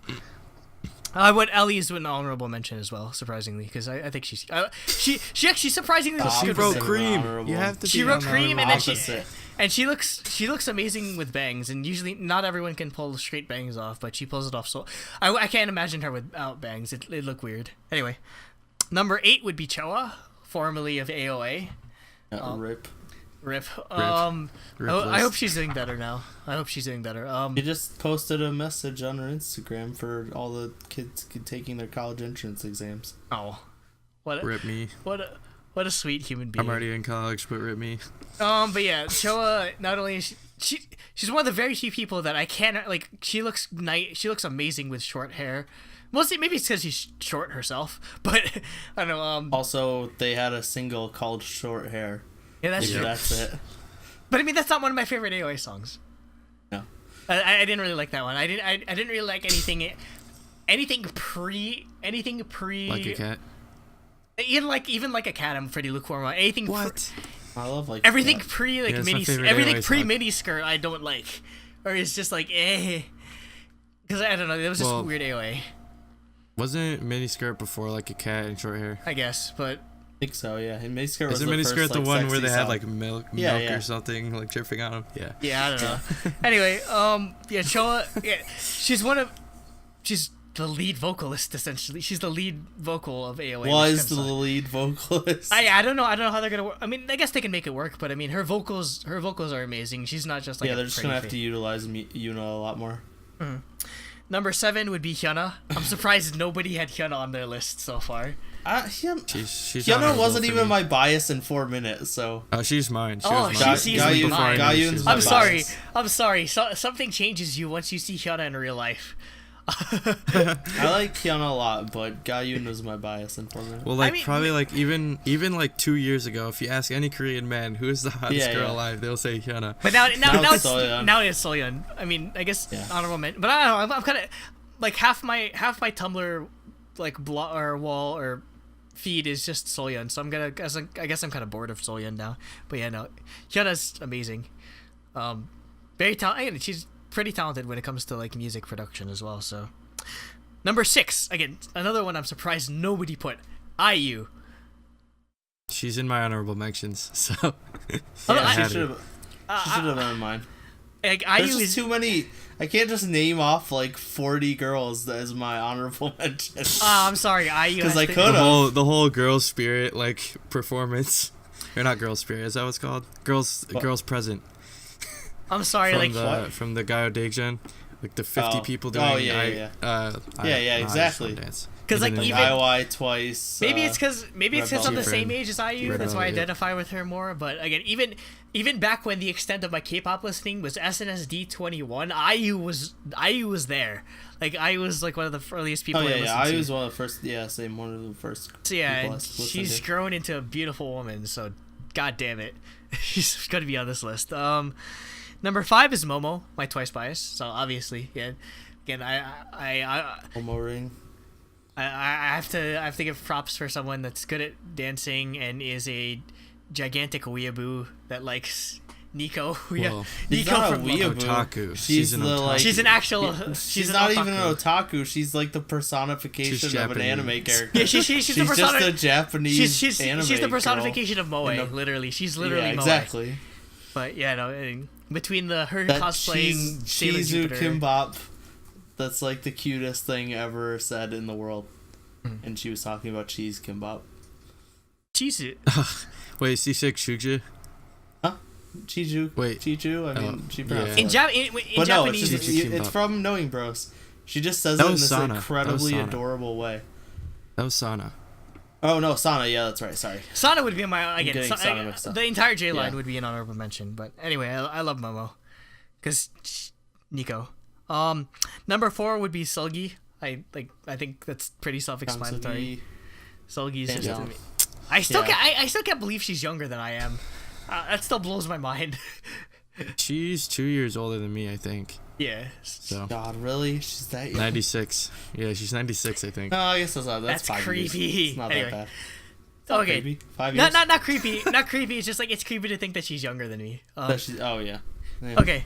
Top I got 3. over that pretty quickly because Yeah. I'm like the age of SNSD, so everyone was younger than me. All right, top 3. Hwasa from Mamamoo. Obviously, I have to put You have to. the person Picture. the person that brought us all together. Like literally like Hwasa's thighs like literally is the impetus The of divine thighs. the impetus of this entire like podcast. So, and also she has an amazing voice. Again, I prefer her voice to Solar. I mean, that's like 1A, 1B, but I love her singing voice. Number 2, this is where I break it. Taeyang. Okay, yeah, Taeyang from SNSD. Yep. Obviously, I was kind of surprised. I mean, that, like, Taeyang would be number 3 for me if I didn't have my rule. but yeah, Maybe Tiffany, I mean, Suyeon, and Taeyang. well, I mean, screw the rules. I have money. You have money. Nah, Screw the rules. I have green hair. but Screw the rules. I came up with this topic. yeah, but yeah, with Taeyang, I'm surprised at how rapidly Taeyang has sort of risen in my SNSD bias list, because again, I didn't really. It's not like I didn't value Taeyang as a bias as much, but I'd always put like Jessica or like obviously all the other people, a lot of other members over her, but no, Taeyang definitely worked her way up. Are you looking at the same album or? Well, no, because I mean, this is a lot better to look at for like seeing why TTS is the best. Whereas terms the of first this one, they were topic. dressed like weird. Where in Twinkle, it's all weird, like this. happiness, Red Velvet happiness, like Drugland, Alright. Alice in Wonderland thing. And my number 1, my ultimate bias, Sooyoung from Sooyoung, yep. SNSD. Again, My original SNSD bias. again, she has she qualifies a lot of like she checks off a lot of boxes for me. She's incredibly funny when it comes to variety. She's known she's good at variety. she's known for her impressions. That sort of thing. Oh my god. Also, she has really good gifs. Yeah, she has Gifs? incredible Like, I reaction love the one where faces. it's showing her being all cute and she's going like, Oppa. That's like I always use Which that. is pretty funny because she's usually not like that. Again, Yeah. again, she's the best of both worlds, where she was in a J-pop group and then she was in a K-pop. Yeah, when group. she was like 11 years old. I love that song. I'm sorry. I'm sorry. I love everything about Sooyoung. Apparently, they picked her out of like 15,000 Yeah, Yeah, no, girls. she. 15,000 Okay, Europe. I'm looking it up right now. What like the name of the competition was, but she. They talked group about was it on really Knowing zero. Bros. It was like. Oh my Korean- god, I'm so excited that it was a 2-parter. Yeah. I did was not like, know it was a wait, we didn't get two-parter. the Snow White part. We still haven't gotten Tiffany's questions. Yeah, no skits either. Yeah. Yeah, so I was like, what's going on? Yeah, the 2 meter tall dwarf is coming. It was part of the Korea Japan Ultra Idol Duo audition, and what a name! That's the most Asian name for a competition. Yeah, ever. It's like Street Fighter Super Turbo Championship Edition EX. Yeah, like they over-explain everything in the title. Like they explain exactly what everything is. That's how you know it's Japanese, because they exactly. they like adjectives. But yeah, then she was picked to be a part of Route Zero or however they pronounce it. If it was Japanese, it'd be Ruto Zero. So yeah, but they like had 2 songs. But anyway, she's pretty. I haven't watched any of her dramas, but she seems like she's Soshi. She's I Soshi. have. She's pretty good in Cyrano Dating Agency is what it was called. It was pretty cool. They're like freaking like undercover people who like set people up together. Oh yeah, I need to watch that. But yeah, she's just it was pretty good. She just embodies like all the aspects that I look for in a K-pop bias. So yeah, congratulations, Soo-young. Your award will be in the mail. Well, Tiffany's getting 2 of them. Yep. Okay, so starting with my honorable mentions, Ksungha, she would be my 11th. So yeah, so she's my honorable mention. Eunji and Chorong from A-Pink, IU, Suzy, Sully. Wow, Sully's not in your top 10? What? No, but she was my too bias. insane at this point, probably. I thought Jacob looks there's insane. No, I don't like insane girls, but I like Sully. She's the only exception. Moonbyul and Hyuna in my honorable mentions. So, number 10 is... Moonbyul's an honorable mention, too. Definitely. Yes. I love Moonbyul. Okay, number 10 is Nayeon from Twice. Okay. Number 10. Number 9. Yes, number 9 is Somin from Card. Yep. So again, like one of the things that just put her in my top 10 was just seeing her in person. Like, oh my goodness. Ugh. Like I'll put you also in honorable mention because she said hi to me and it melted my heart away. And all right, so number 8 is Sana because she's like the cutest person on earth. Also the personification of Moe. Yes. Yeah. Again, the Chizu Kimbap, like Chizu. Yep. And if she were an animal, she'd be a squirrel. Like, let's be honest. She'd be a Squirtle. Yeah. No, that's squirrel. No, that's JR/Junghyun from New West / Produce. Apparently his nickname is Oniboogie, which translates to War Turtle. I don't know. Oh, that's the Japanese name. Of or War no, it's not. Yeah, it's a Korean name, but apparently, like his Produce 101 intro was that he looked like War Turtle and he did a War Turtle pose, so that became a meme or something. Anyway. What do you like? Turn around and be like? Or no, it's just him doing like it's just him with his hands out or whatever. So I don't know. Anyway. Oh, okay. All right. So then number 7, one that you guys both forgot, Boa. My number 7. I was going to put in Boa and like Bada or whatever. I didn't forget about Boa. I remember Boa. I'd probably put in Boa. She's Boa just so not much. top 10. She's my number 7, Boa. Okay. I like number younger women. I'm sorry. Yeah. She's like 15 years older than you. I ain't got no problem with that though. Boa's the one exception. Like. Wait, no, she's only 11 years older. Like than me. Boa, like my idea. If I was to pick an ideal Nuna, it'd be Boa. Ideal Nuna. Well, I mean, it doesn't make a difference. Tiffany's 9 years older than me. Yeah. Yeah, I guess it's true. Well, I mean, if Bada marries a man that's 9 years younger than her, I have a chance. Yeah, I just gotta become a businessman. Yeah, and Korean probably. Yeah, and move to Korea. How's that gonna work? Hey, no, Tiffany's American, and I'm American. Yeah, all right. Yeah. America. Okay, number 6, Sohyun from SNSD. She's gotta be in my top 10. Has to be. Yeah. But literally, like. Recently, like with the short hair, I freaking love that. Oh, yeah, no, she looks way with better with so short good. hair and bangs. Oh, yeah. I mean, again, nothing wrong with her long hair. It's just she I definitely. really like the thing she does with the curl. Yeah, also in it's the front. yeah, the sort of like 50s all night. swirl sort of thing. Yeah. Soyeon and Taeyang would both definitely be my list if I didn't. You definitely would. You of course you would relate to the maknae of Soshi. BTS. Well, they're the same age, so you know. Yeah, Soyeon's. Yeah, exactly. She's only 4 months younger than me. My number 5 is Wendy from Red Velvet. Wendy, she's insane. I did not realize she was that like crazy. Until she grew up in the 6. Yeah. You kidding me? Everyone from Toronto watching crazy. watching the Red Velvet reality show.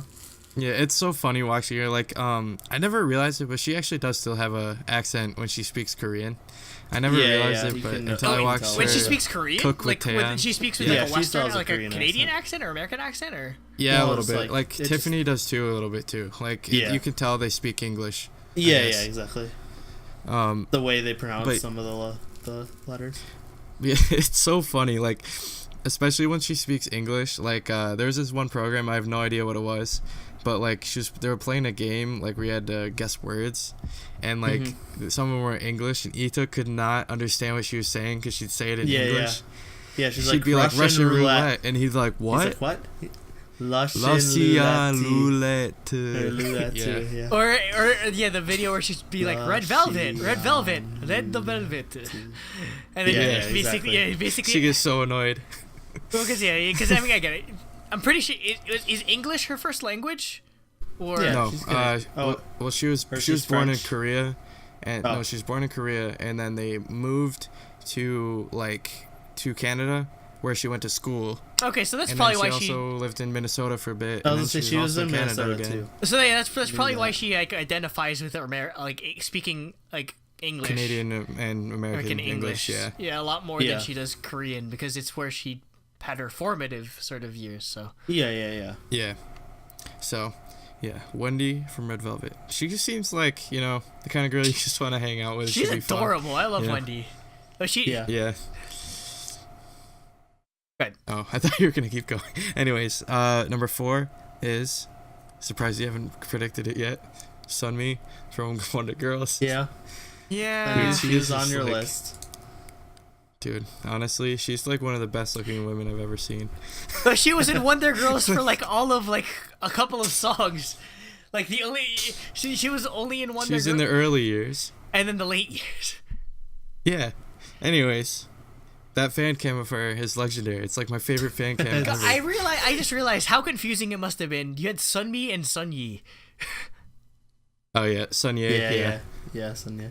But now she's married. They just called her baby. Yeah, they just called her his son or whatever to English audience. Like how Yen is Yenny or. Yeah, Yenny. They did Lim. They did Lim instead of Hyedin. Yeah. Yep. And Yubin was just Yubin. Because it's easy. Yep. And then Sohee was just Sohee. Yep. Yeah. So basically any hard to pronounce stuff like Hye, like they don't know how to do that. Yeah. Son Ye. Yeah. Yeah. Or Yeon. Like we don't do like consecutive vowels that are 2 different syllables here in English. Number 3. Wait. Okay, go. Say it, but don't say who it is. The most what? The most underrated girl idol ever. Jisoo? Yes. I knew it. What? I knew it was Jisoo from Rainbow. Dude. I knew it. Dude, I was like waiting for it. I was like, he still hasn't said Jisoo. So Jisoo's either like 3 or 2. Dude, honestly, I knew she was on your list. She is so hot, but at the same time, she could be so cute. Also, she looks like Taeyang. Kind of, yeah. But like, I believe in Japanese they call that erokoi. Yeah, like she can be both. Erotic, just like, cute. Yeah.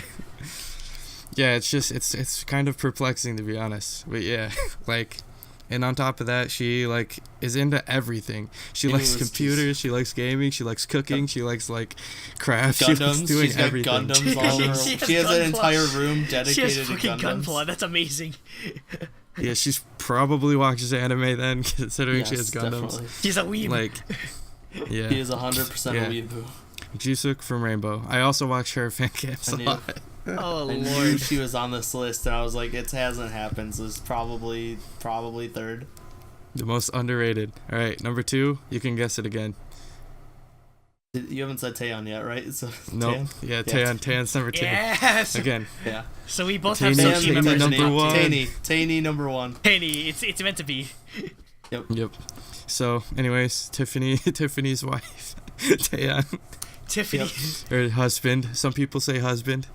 But no. Well, yeah. No, I think Taeyang. Tiffany's definitely the wife. Yep. Tiffany's definitely the wife. Taeyang definitely wears, because she's a and Cali girl. And then Sohyun is their daughter. Tiffany is the Cali girl princess vibe. Soy baby. Whereas Taeyang definitely wears the pants in the look at this happy family. They're just. Oh. Yeah, look, see the mom's you have and mom, their you have daughter. dad, and then you have the precious daughter. Baby Maknae. Yeah. Yep, baby Maknae. But yeah, Taeyang, like, honestly, dude, like, she's not my bias in SNSD, but like, her solo music is definitely my favorite. Like, I listen to all of her albums. I think like, her solo every month. I think every her solos week. when she started to do solo music, I think that's what started to win me over to her being a bias. Oh, Taeyang was always my second favorite. Yeah, like it was. She also was for me too. After Sooyoung, like Sooyoung was my initial bias, but like then Tiffany, because I just didn't like Tiffany's style and Run Double Run all the way. After that. So it was Tiffany, but it was always like once I really got into SNSD, it was always Tiffany Taeyang. So I'm like, then they announced TTS, and I freaked the fuck out. Yeah, you must have been like, that must have been the greatest debut. Yeah, me too. Me too. I was brand new to the fandom too, and like TTS. I was like, these are the 3 members I care about the most, and you put them, and they're the best singers, and you put them in. Well, with Jessica. Yep. Not kind of Jessica. Dude, like. Alright, so number 1, she had me from the words, listen, boy. First love story. Oh my god. Did you even know who that was when you first heard G? No, but I was like, I like this one the best. So she's speaking English. She speaks my language. Was it from the music video or just the voice? Or just the lyrics in the song? I think both. Okay. I also like that I sailor, love the like, style. police hat she's wearing. The style she has in G is amazing. Yeah. It was an interesting style. Yeah. Everybody already knows Tiffany's my bias. Yeah. I have a poster of her hung up in my college room. I had like 30 posters of Tiffany hung up in But I have this huge giant one that's like this big, and I'm like, this has to be on my wall. But I need more Tiffany posters though, because now I have like 3 Taeyans for albums. Yeah. So, you just gotta go buy some like CF posters. Yep. So Tiffany, yeah, dude. When I was in like freshman year in high school, I had like, dude, I had so many pictures of Tiffany on my phone. Jesus Christ, man! I was in college. I was like getting ready to finish college. Well, that wasn't even when I first got into him. This was like 2013. I got a boy. Yeah. Oh my god. So I had graduated that year. I was in college. Yeah. I was in college. Jeez. I'm in college. God, why? Oh, and you're about to go back. So wait, the next episode? No, not the next episode we filmed. The 2 episodes from now, we're gonna. 2 episodes later, I'll be in my college room, my new room, which has a bathroom built in.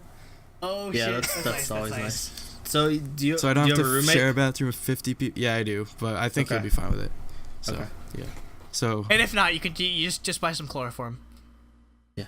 Yeah. You know, he'll just go missing, but you know, whatever. Always remember to ping you're missing when you're playing League. I hate when people don't ping that. Oh yeah, when people leave the lane and then all right, back into creating eSports. Anyways, yeah. So that was our topics for this week. Subscribe, like all that stuff. If you liked our stuff, stay tuned with us. Yep. No surprise that all our top biases were freaking Sochi.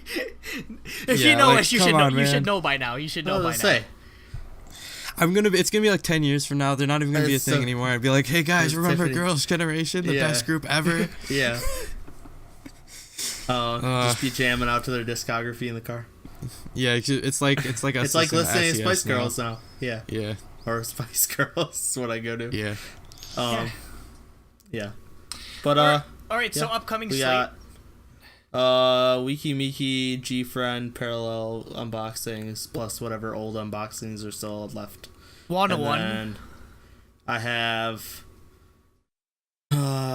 all 3 different versions of Daya's new album. You madman. Wait, you bought all 3? I did. You madman. Oh god. They you weren't that should have gotten all expensive. 10 versions of I Got a Boy, man. You can't find them anymore. Yeah, I almost. Otherwise, got them, I probably like, would have bought like 2 or 3 if I could have, if I could pick. So yeah, because they weren't actually that expensive. All 4 it was versions of my voice. It was like $15 for the unit ones, so they weren't that bad. Because they only have 4 songs on of them, and one of them's the title track that's on all of them. But yeah, so I bought the limited of the main actual CD, and then both units. And then I literally, while we were recording the podcast, I saw Pristine went up on Amazon, so I ordered that. Because Pristine is gonna. I really hope I really hope that they have not been hyped up too much. Yeah, don't get your hopes too high. This will disappoint us. But I don't think it will be. What if Pristine does this? Like in every song, they do the "We Are Pristine." No, I would. I would that has love to be that. their I thing. That love that. Like it's their new like The JYP open- whisper, you know.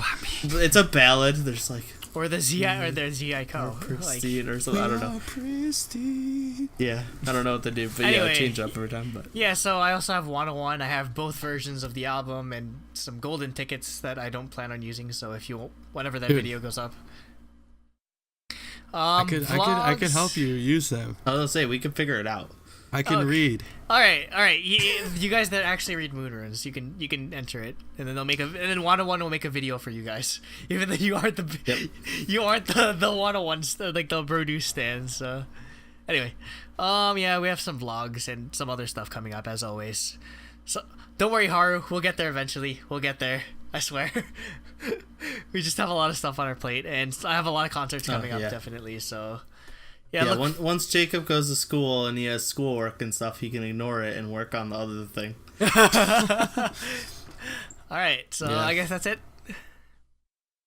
So yeah, thank you and goodbye. Annyeong. Princess. God, what's my sign off gonna be? Don't forget to ping. Don't forget to ping missing and stay creamy.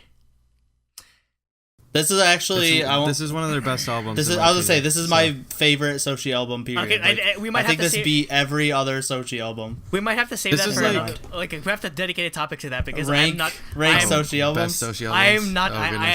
I don't know right now. Like I honestly don't know where to put this. Like this is clearly because like.